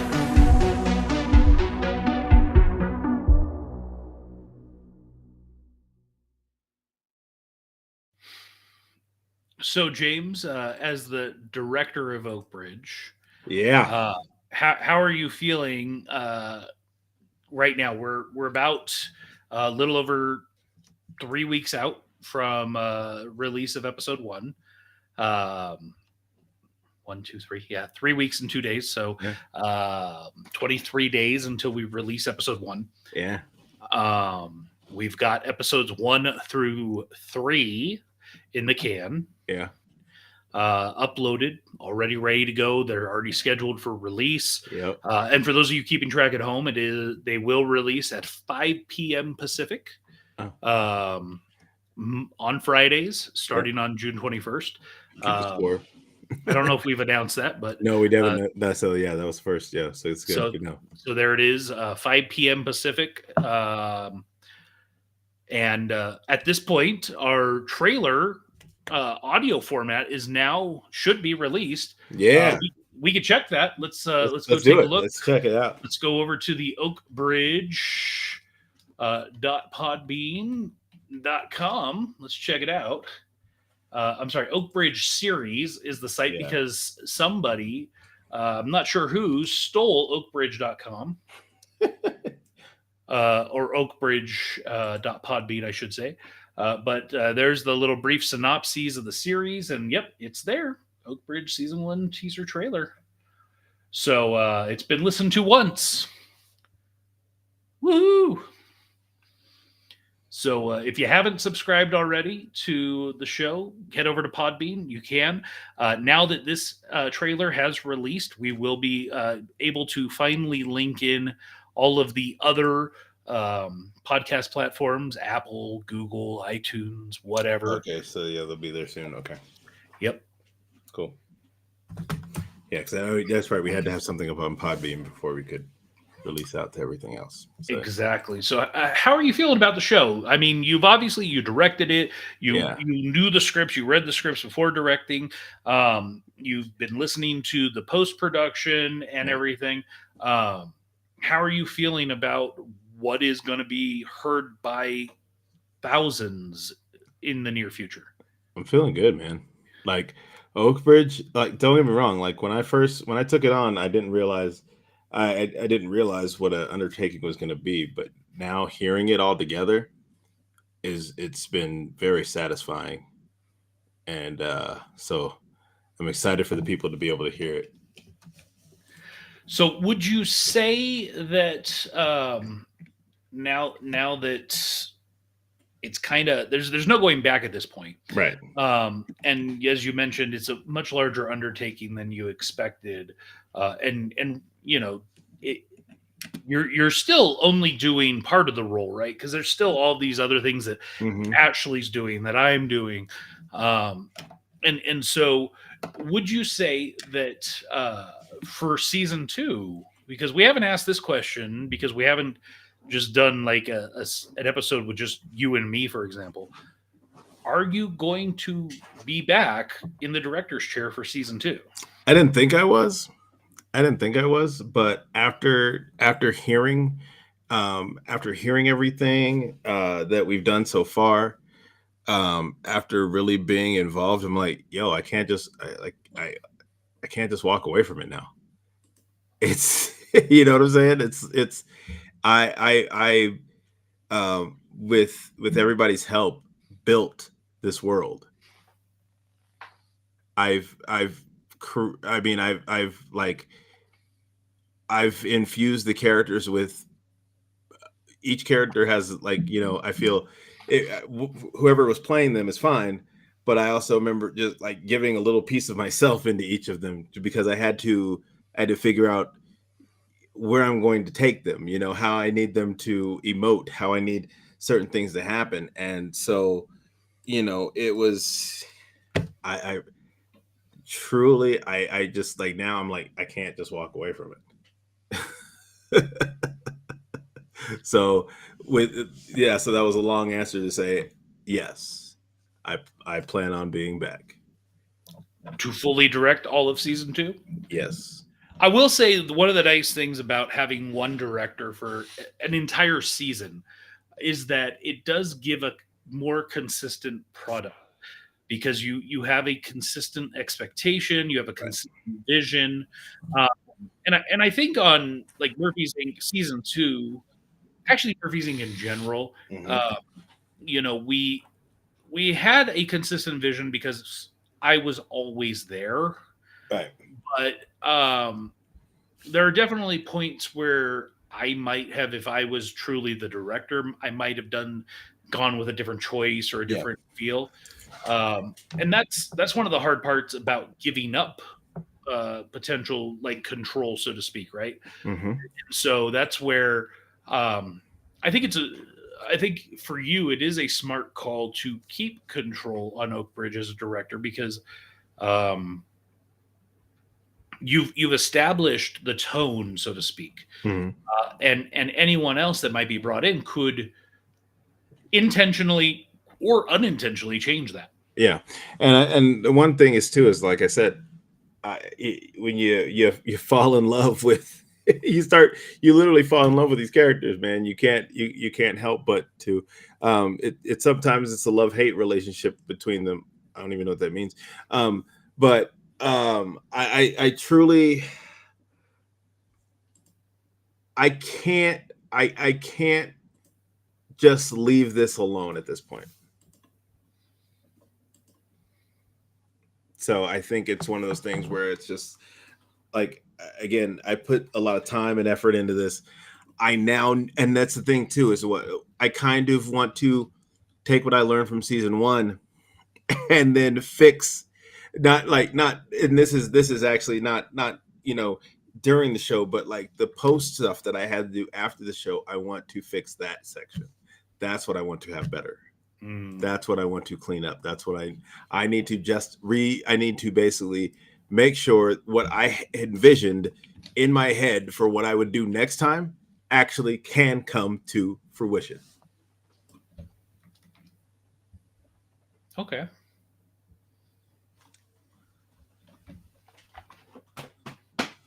Yeah, and I'll tell you too. It was weird because like this was the first show that I didn't have you on. I didn't have you there. 2TTQTQQA. I have no idea what that means. I thought I've been drinking, but yeah, clearly. No, clearly. I got nothing on balls up 1, 2, 3.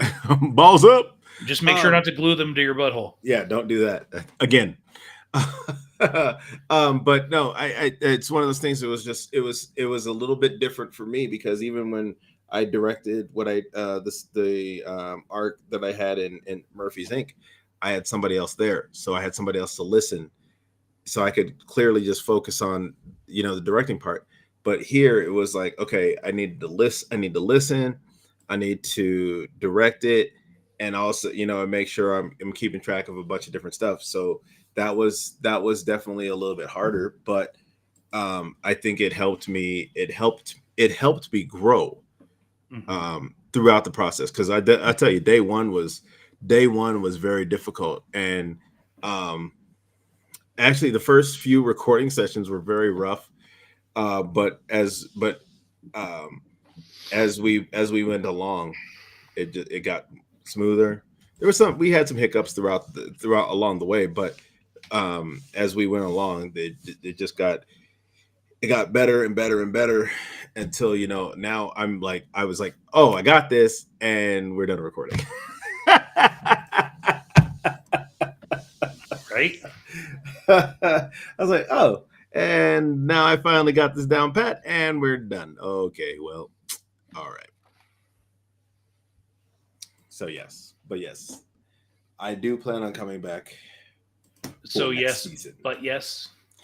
Yes, but yes. And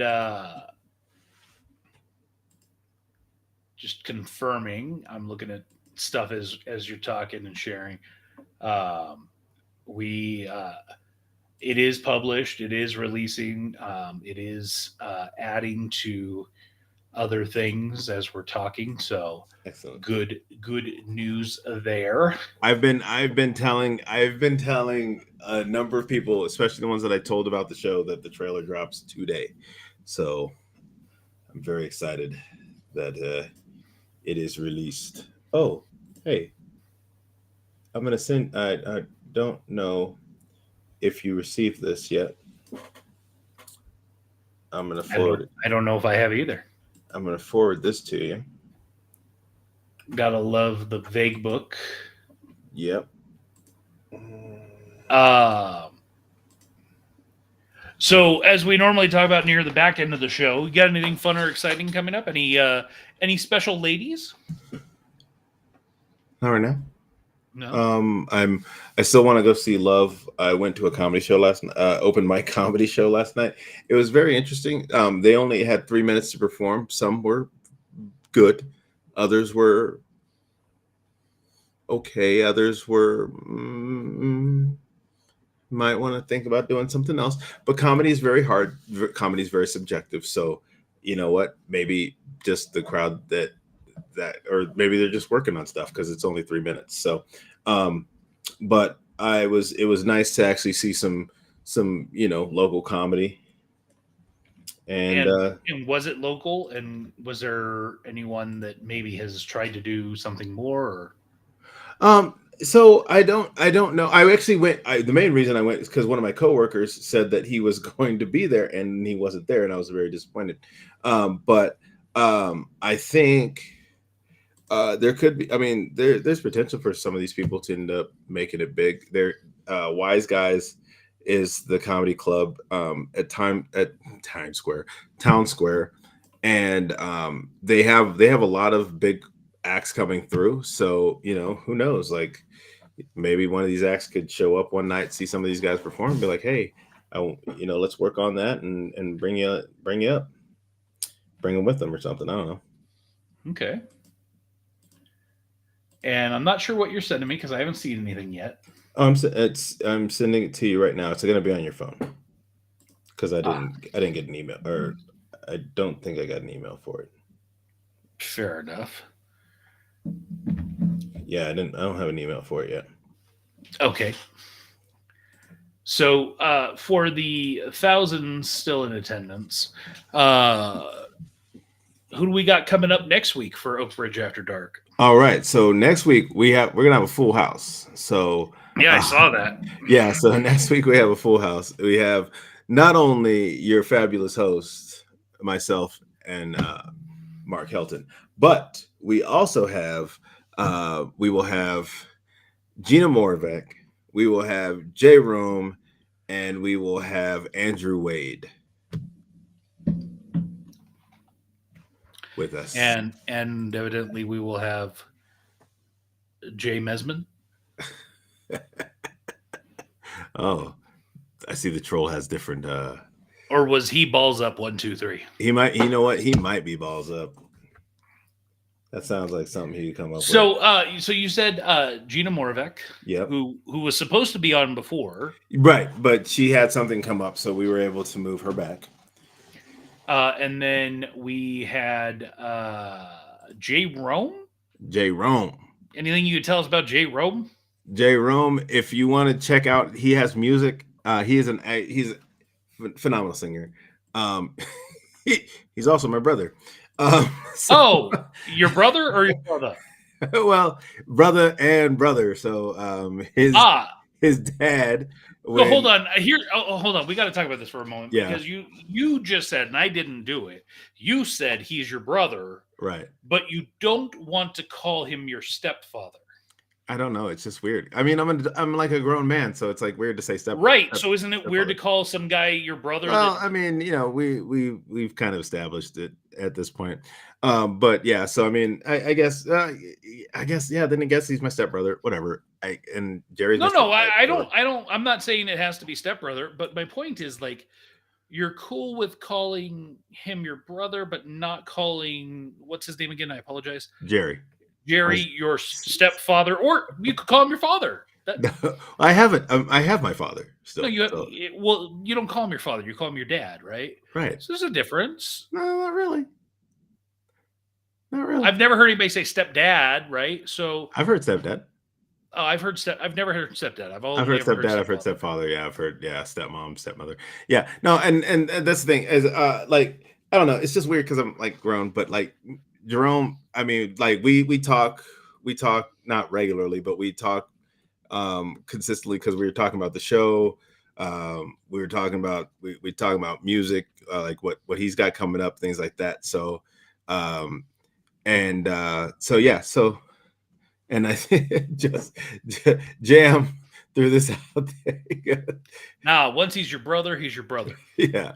So, okay, Jam, Justin, I'm okay with that. Yeah. But what about Jerry, his stepfather? Is he? It's because I think it's weird because it's like if I had known him when I was like, if this had happened when I was younger or something. Then yeah, it'd probably be like he's my stepdad, but I was 40 years old when they got married. And Justin says he's heard stepdad. Yeah, I've heard, like you said, but no, it's just the thing. Like, okay, anyways, so if Daryl is your father, then Jerry could be your stepdad. I guess. It's just weird to say. Anyways, but yeah, just call him dad. No, I have a dad. Do you call Daryl dad or father? I call him. I actually sometimes I call him Daryl, just because if I'm in a snarky mood with him, I'll call him Daryl. Have you really done that? Yeah. I was like, "What's up, Daryl?" He was like, "What?" Yeah, so no, I don't do that. That's everything. My kid actually did that to my wife the other day. And my kid was just like, Jenny. What? Like, whoa. Which yes, yes, that's the name. But well, you know what? That's the thing though, is that like, I have heard parents like at least make sure your kid knows your name, not just mom or dad. Jeff's got a point. You could call Jerry Daddy. No, that will never happen. That's just what your mom calls him. Oh. Ew! Gross! Gross. No. Like make sure, like I know we have some parents. Make sure they at least know your name, because if they ever, for some reason you get separated, and they only know you as mom or dad, that's they need to know your name. So that they can at least, so if they get lost, they can say, "Oh, my mom's name is so and so, and my dad's name." We've actually been practicing with my kid. We've been practicing my wife's phone number.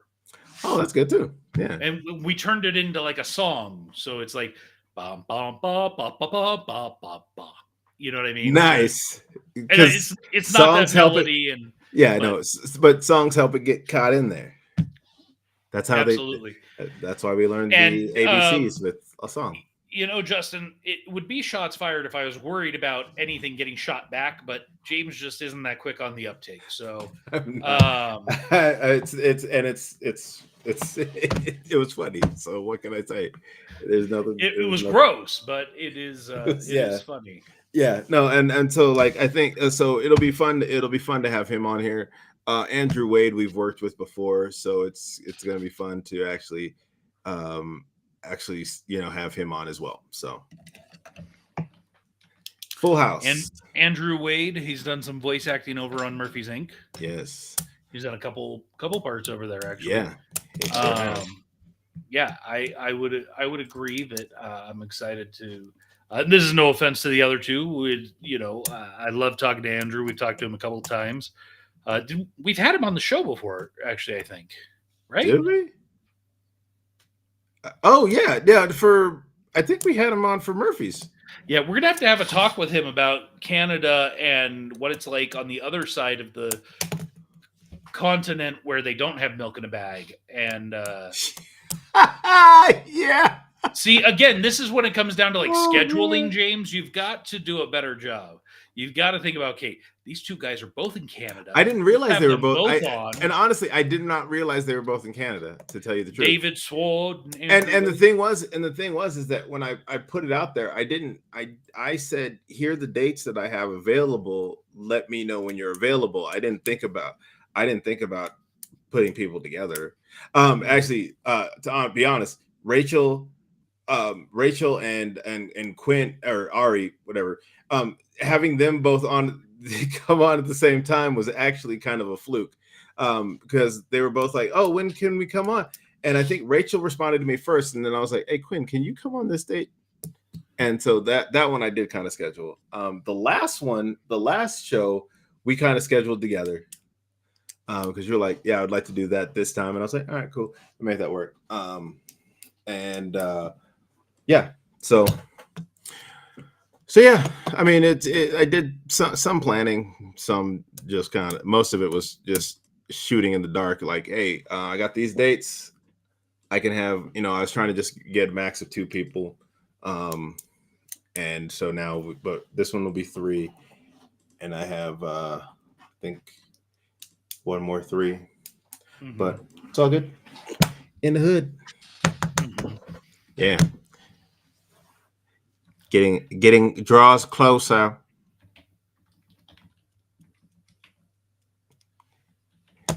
It draws closer. Anything else fun and or exciting? Are you excited? So something we still have yet to establish, and it sure would be nice to know, like, sooner than later, because theoretically you're supposed to be flying in a week and 2 days. Oh yeah, no, that's I've paid for it.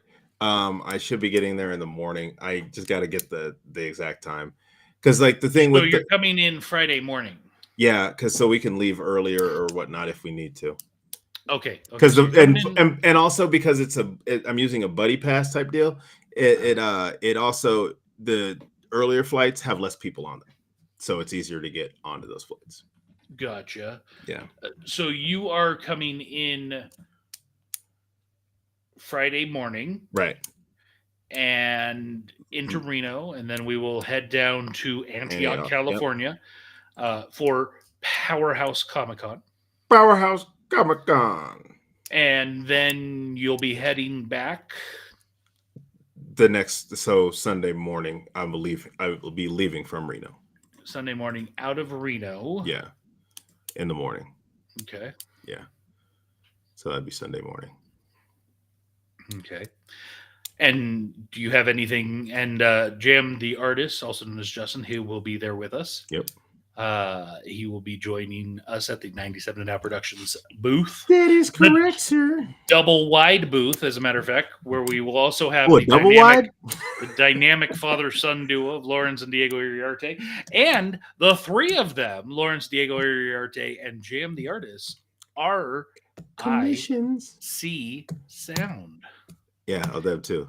Yes, and they will be doing commissions. But bear in mind, this is a one-day event. Powerhouse Comic-Con. So if you want something, you better put it in early. You better get there early, or just be prepared for them to have to send it to you, and then there's additional costs for them to have to mail it to you or whatever. Shipping and handling, baby. Absolutely. Well, because they want to make sure it gets to you right, you know. Right, and, of course. And hey, in my case, when I did a commission for Lawrence and Diego, they drove it up to Reno. Man, hand delivered, bro. Yeah, that is service. Hand delivered. Don't expect that. Yeah, no, that definitely is not the norm. That's for sure. Don't expect that. Yeah, please. Unless they get to know you and like you, and then they might do that for you. But yeah, no, other than that. Oh, I have. Oh, bye, Tara. What are you doing up? It's after 1 o'clock. What are you doing? Hey guys, checking in before bed. Love you both. Keep your butts clean. Yes, and we will keep them clean, and we will make sure not to glue our balls to them. Actually, so I did have my doctor's appointment today. Finally. Oh, you finally. And actually, it was. Hold on. Before you get into your doctor's appointment where you got your booty checked, I do want to say, Tara, I am still waiting on an email because you had something. You claimed that you said you wanted to run by me, and I said, "Well, let me know. We'll schedule some time to chat." And so I'm like waiting for this email of when we can get together to talk about whatever it is you wanted to talk about. Yeah, whatever that is, because I'm kind of anxious to. Let me talk to you. To find out whatever that might be, and just calling back to earlier so that people aren't completely confused by what we're referencing. I glued my balls to my butthole again. That is a song. It is a real song. We have it on our page. Go check it out by the Sticky Sweethearts. Yeah. You can find it on your local Obscurus vinyl. I glued my balls to my butthole again. Great fun. Yeah. So, Tara, go ahead, James. You were gonna. No, I was just saying, it was weird because I thought it was going to be a lot different, but a lot of the stuff I have to do out of house. I got my scheduled for imaging, and I got scheduled for I got the imaging or the lab scheduled. I need to get the imaging scheduled. What does that mean? No, just what the doctor wants. She just wants she wants some I guess X-ray things, and then of what? I don't know. I don't. Wait, I'm sorry. I have the paper. You don't know what they're going to take pictures of? I'm confused. No, I have the paper, but I can't find it right now. It's here. And then the other one was lab work, so just drawing blood, doing all that kind of fun stuff. So I have vials of my blood out there in the lab. And then I have another appointment on July 16th for my follow-up visit, because this was the first one. So the reason I was there for 2 hours, it was a long visit, but that was only because there was, I had to do the whole question. They asked me all the questions and getting answers to stuff, and then talking with the doctor, kind of her finding out what I was looking to do, what she does, and all that kind of stuff. So it was kind of just getting to know you session, and it was good. I like her a lot. She's really nice. Getting to know you. Getting to know all about you. And with that being said, getting to know all about you, did she, check out your booty hole? No, bro. This doesn't come till later, man. Oh, so first she won't even do it. I'll probably have to go to the lab to get that done. So it might not be women hands. So Tara says, yo, project in the works. I've been stupid busy with work and family stuff. I have a new baby nephew. Congratulations. I just need to finish up the show Bible. Give me roughly 2 weeks and I'll send it over. Okay. Okay. Well, we'll be waiting. Yeah. Fan Black Connection. What do you want to talk about? Did you say you can look at my hole? So it was a female doctor. Was there any sparks flying there? No. Did you say, hey baby, you want to look deep inside me? What? Hold on. I gotta see something. Do me a favor. Tilt your head back and open your mouth wide. Why? Because I think I saw like a birthmark at the roof of your mouth. I don't have a birthmark. Tilt your head back and open up wide. No. Come on, man. Nope. Bro. Nope. Bro. Nope. You know what's going to happen? If you don't just do it now, I'm going to go back in the footage and I'm going to freeze frame that moment where I just think I saw it. So you can make it easy or you can make it hard. You do. Look. Okay, you can't look. Yeah, that's right. Look. No, but tilt your head back and like hold it for like 5 seconds and then come back and watch this and you'll see there is a, you can probably use your camera right now and shove it in your mouth. There is like a birthmark or a dot at the roof of your mouth. Okay. Do it again. Watch. Just tilt back, open up wide, and hold it for a couple seconds. What? Why? Because do it. No, see you're. Hold on. I said hold it. Now tilt down a little bit. Yeah. Tilt back just a little bit. There is almost a perfect circle dot that I can see. Oh, all right. Well, we'll see what that means. Yeah, you need to take a picture of that and send it to your doctor and be like, hey, is this malignant or what's are you like rubbing your tongue against the roof of your mouth to see if you can feel it? Yeah. Do you? It feels like it might be like just I don't know. See, Tara even says, I'm not lying. Okay. We'll see. I'll go back and watch it. Or you could just take your camera, stick it in your mouth, go, But I wouldn't be able to see. No, you do video and then you do it for a couple seconds and then you watch it and see. All right. We'll see. Anyways. Actually, I kind of want you to do that right now. What? I want you to know that I'm not lying. Because, like, I know you think I make crap up sometimes. And, well, I know you do. Fair, I do. You do, but... Yeah, but right now I'm not. I'm, like, super, super serial.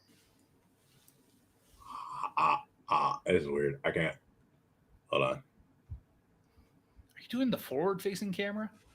Yeah, because you're trying to see at the same time? No, I'm just trying to make sure. I don't know what I'm doing. Because if I do it this way, I can't even tell what's going on. Yeah, this is what I'm saying. So just turn it normal, like the forward-facing camera. Stick it in your mouth. And go, with the light on, obviously. And just rock it back and forth so you slowly. So you get the angle in there. Is light on? Yeah. Okay. Oh, it's not. It's automatic. Hold on. Oh, there you go. Oh, yeah, that's on. Gotcha.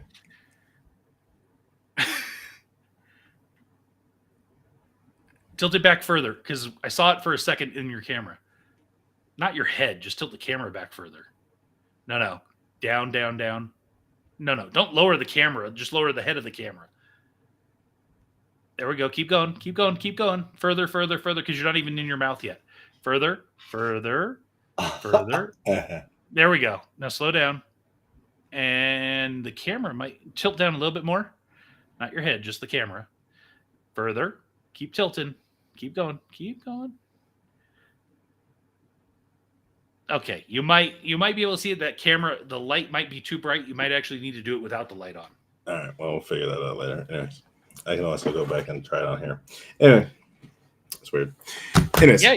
So you have, and what's interesting about this, and I'm not like trying to be a jerk, but one of my cats actually has that, where like at the roof of his mouth he has a black freckle, so to speak, and so it's kind of interesting. Huh. Let's hit your head back. Do you have anything? I can't see anything. See, I don't care. I'm not hiding nothing. It's weird. Anyways. I'm not denying that it's weird. It is weird. Anyways. It's also weird that I've known you for 20 plus years and I've never noticed it before. Don't look at my mouth. I mean, that's not entirely true. If you're like, I mean, how many times have I talked about like when you're eating like fried fish with heavy tartar and like watching the like tartar sauce squeeze through your teeth and crap? Yeah, you guys are weird about that one, dude. I'm just saying, you're the gross one, not me. Hey, man.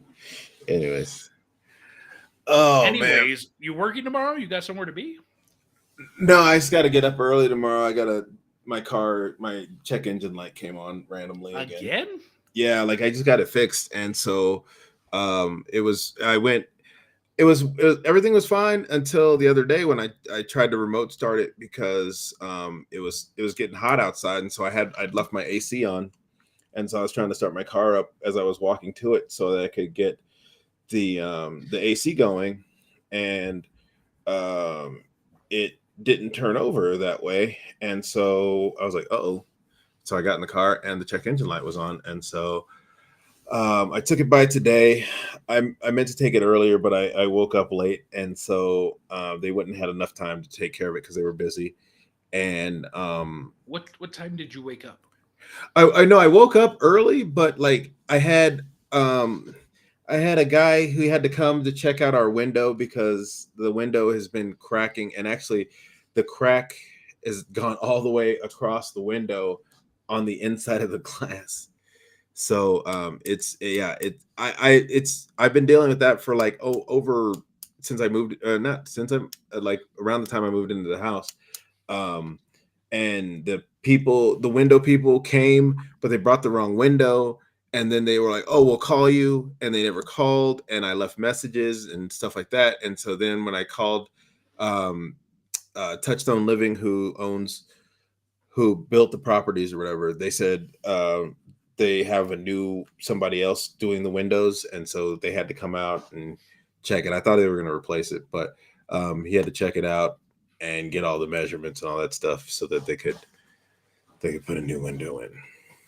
So yeah, so that took a while, and so and then I bought fresh fruit because I was trying to cut fruit up to put in a smoothie, and smoothie turned out okay actually in the end. But yeah, cutting these fruit was a pain in the butt, and so that took a while. But no, tomorrow I'm gonna get up and go and get there, not like right when they open, but early, so I can get my car checked out, make sure everything's okay. And because like literally I just paid money to get it fixed not that long ago. So word of advice, you should go and be there when they open. Well, that's what I'm trying to get there, like right around the time, like earlier, like that, not when I got there today. And plus I had the doctor's appointment, so I was like, I can't be late to that. And so but yeah, so like I said, I think I'll get that checked out and everything should be good. And yeah. So Yep. What you got going on? Anything? No, just been working. Let's see. Do I got anything? Oh, yo. I just remembered the story, bro. Okay. So I'm working DO, and so DO is the one up front, right? Where, we tell you to take off your shoes and what you need to take out of your bag and whatnot. Mm-hmm. And this lady out of nowhere, like, I don't know where I hadn't seen her walk in or anything. She literally walks up to the front of the line. Somebody's already, so I have three sections. I have one. So like each person has 2 spots at our spot there, and if you come with 2 people, whatever, I let people come together. Anyways, this lady walks up out of nowhere and goes, I have priority boarding or priority something from. And I was like, what? She's like, oh no, on my boarding pass, I'm priority. And I was like, that has nothing to do I was with like, this. Cool. That's for the airline. That's for your flight. That has nothing to do with here. Mm-hmm. Gone. They thought they were first class. Yeah, well, even first class doesn't like first class if they're not pre-check. Hell, even if they are pre-check, doesn't matter. You're still gonna have to wait in a line if there's a line there. And I was like, I was baffled, bro. And in the 2 years I've been there, I've never seen anybody do that before. I've seen somebody come up and be like, hey, like they come up and they're like, hey, my flight leaves. And so, it's boarding now or whatever. And I'm like, cool. Ask these people. If they're cool with it, I have no problem. You need to talk to them. And so I've had that before, but like never had somebody just straight up just walk right up to the front and be like, yo, I'm priority. Like, cool. Not here. I just thought that I had to share that with you because that's called entitlement, right? That was the first time that's the first time I've had that happen. I've had many people who are priority, but the first time, at least when I'm up there, that's happened to me. I don't know if it's happened to other people. Everybody else kind of like was like, oh, what? So yeah. I got to share my work stories with you. Oh yeah, for sure. So I don't know if you've noticed across the bottom there, next time we meet, there will be less than 100 days until Kaboom comes. Dang! Get your tickets, people. They might not be available day up, baby. They are moving, so I would not wait. Yeah, that would be a bad choice. Get your tickets. Get your tickets now, people. 101 days from today. 101. That's insane. Because we've been talking about this for over a year at this point, or not at this point. We've been talking about this since more than a year out. Yeah. And you know what else we've been talking about for quite some time that is coming as well is the cruise. Yeah, man, that thing is only 628 days away. You laugh, but man, I know that 628 days is gonna be. Yeah, I mean, you think about it. In 4 weeks, it'll be less than to when we broadcast 4 weeks from today, it will be 600 days. Yeah. Yeah. And again, it sounds like a long time, but it really isn't. But it's not. It's quicker than you think. So for those of you that might be interested in going on a cruise, we're going to Panama Canal, 15-day cruise out of Miami. Get in on it. Miami to LA. To LA. What, to Colombia? You want me to pull up everywhere it's hitting? No, I just remember like I know the one I'm really excited about is Costa Rica because the zip lining in Costa Rica. Yes. And that's one of the things I remember when I was talking to Terry. I was like, "Yo, everything's gonna be open, right?" And he's like, "Yeah, no, it's the Caribbean. Like everything's open year round." It's so I was like, "All right, cool." Yeah, and this is a group cruise. We've got quite a few people that have already signed up and got their rooms ready. Yeah.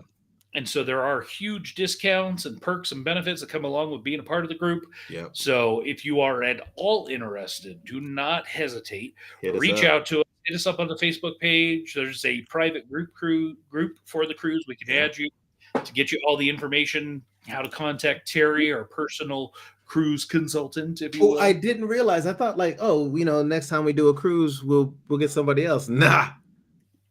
He's Terry's ours. Our guy. Mm-hmm. So he's like, anytime you're booking anything, you will go through me. And I was like, all right, bro.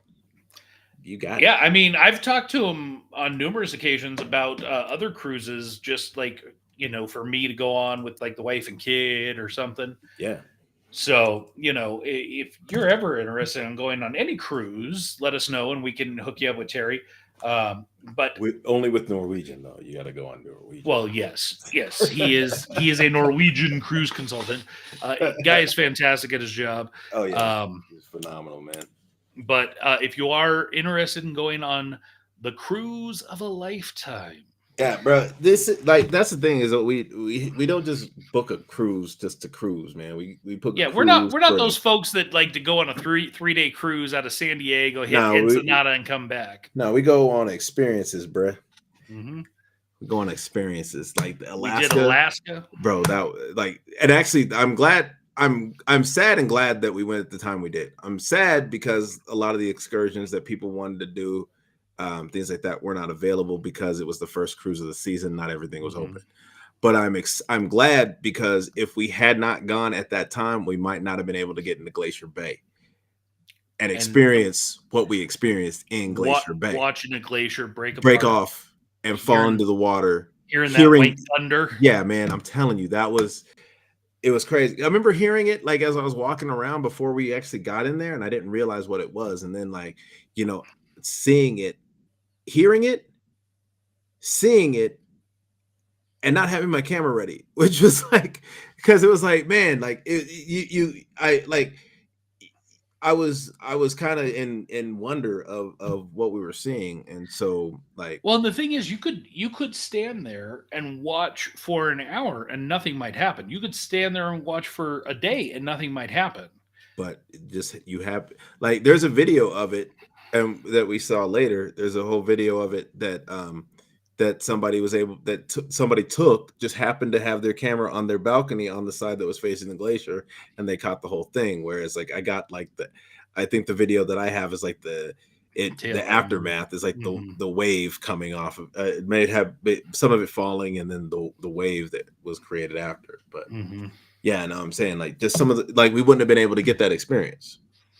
Yeah, I would definitely they were talking about the seals and all that stuff were coming to give birth and all that kind of stuff in a couple weeks after we were there. I would absolutely agree. We tried to do experiences. I can tell you on my docket, I think after Panama, what I want to do is the Iceland to UK, where it leaves out of Reykjavik, goes all around Iceland, then it goes over to Norway and up and around that area and comes down, ends up in Southampton, where the Titanic left out of. And that's your cruise, and maybe spend a couple of days in London after. London's a great place. Yeah. So we want to do experiences. I also want to do the Mediterranean, where it hits up Greece and Rome. Well, Rome. Italy. Greece is technically its own. Greece, yeah, that's what I say. That's what I said. But is there a cruise that goes to Greece? Close. Oh, okay. But all in around that area, Italy, and there are some that leave out of, let's say, France and cruise around the Mediterranean. And but I definitely want to do that cruise too. So we want to do experiences. I want to do a cruise of the Orient, if you will, Japan and South Korea and those areas. And I would like to do one around Australia. That seems like it'd be pretty interesting. There's actually a couple that really interest me that are from Australia to Japan, then Japan to the US, and do a back-to-back cruise where it's like Alaska, or it's technically, I think, Vancouver to Japan. And then the next cruise is from Japan down to Alaska. You're just on the ocean most of that time, aren't you? A lot of it. I mean, obviously, the one out of Vancouver, it goes up, it hits some of the Alaska ports, and then it cruises down to Japan. And then you have some ports all around Japan, and then you cruise down to Australia. Oh, interesting. Wow. And there's actually a third leg you could do, which is around Australia. Interesting. That's like that. I got a ton of money and I'm retired, so I can do whatever the hell I want. I was going to say, trust me, if I get to retirement and I've got the money, I want to do a 100-day cruise or whatever, where it's 120-day cruise around the world or whatever. Yeah. That's pretty much, you just don't get off the ship. It's the same ship, just don't get off of it. Mm-hmm. Yeah, by the time we get to that point, though, you're for sure going to be like Cotton Top and Where are we going? I can't. Where are we going? Come on, Cletus. Did I tell you? Speaking of what's going on, did I tell you when I went to go see A Quiet Place, the first one, when I was living up in Dayton? I went to go see the movie, and it was, the movie had started, and this old gentleman walks in, and he's like, "What's going on? I can't hear anything." And I was like, "Bruh." That's the point of the film. It's like, "What's going on?" It's like, "Bro, you bought ticket. Shut up." How long did that go on? It only went on for like a few seconds, but it seemed like it lasted forever. Did he sit down or? He sat down. He kind of stood up, and because he was walking in. He was walking in, and he goes to his row, and he's kind of standing there, and he's like, "What's going on? Why can't I hear anything? I don't hear anything." And then he sat down. How late into the film did he show up? It was literally, the film had just the previews had come on. It might have just been a couple seconds. The film had been on for maybe less than a minute at this point when this dude walked in. And I was just like, "Bruh." I mean, if you're old and senile, he might have had a point, right? Like, eh. Yeah, I mean, I was like, I'm okay with that. Like, I understood like he was old, but I was like, "Bro, come on, man. Like, it's called A Quiet Place." Like, you had to purchase a ticket to the movie and said A Quiet Place. So when you walked in, it was a quiet place. Mm-hmm. So I was just like, "Bruh, come on, man. You can't be serious right now." But yeah, so I just thought about that when you were talking about, huh? What? Huh? Well, I will tell you that the Oakbridge series podcast is now on 2 places. You can find it on YouTube podcasts and Podbean. Everything else has been subscribed to, so we should see those start popping up in the next couple days. So, hey, Mark, open your email before we go. I think we can preview one more thing. Oh, snap. Okay, hold on. Pew pew. Pew pew. Let's take a look here. What do we got? Sneak peek. A sneaky peek. So this is a rough draft, just to be clear. It needs to be cleaned up. We need to add some more deets, if you will. But really briefly, helps if I take down that. We've talked about it. Kaboom crawl. Yes. So since we're looking at this as a draft and some designer notes, it's crawl with a K, James. Well, I said, I thought that was a joke. What? No. Why would it be a joke? We got to be different, bro. We got to stand out above the crowd, even if they want to shout out loud. So mine is the only face you'll see. I got to stand out. So you'll notice me. Stand out. Yeah. Okay, because I said make one with both because it was kind of a shot in the dark. I didn't know if we were actually doing the K or not. Oh no, I was dead serious. Okay, never mind then. So, Jam, if you're out there, I'll send you some notes. I'll let you know. Anyways, but yeah, no, awesome. So yeah, that was just a little quick snake peek. We talked about it, so it was here. Peek. It was premiere night. Yeah, it was absolutely premiere night. We showed a lot of stuff up today. Yeah. So if is it on Spotify yet? No. It is signed up for Spotify, so hopefully it says we should get a response from the next 72 hours or so. Okay. But where did you say it was at? Currently, it is only on Podbean and YouTube. Okay, cool. But we will be on, just calling out some of them, not 100% of them yet, Apple Podcasts, Spotify, Amazon Music Audible, right, TuneIn Plus, I don't want to say her name, but Alexa. Okay. iHeartRadio, okay, Player FM, nice, Listen Notes, Samsung, Podchaser, and Boomplay. Samsung. Yes. It's an exclusive player for Samsung devices. Samsung Podcast enables creators to reach engaged listeners. Nice. Once all of those are up and running, I'll also get us added to Addict, Deezer, Overcast, Pocket Cast, Castro, Castbox, Podfriend, and Good Pods. Pandora? Oh, yeah, I guess I'll get it.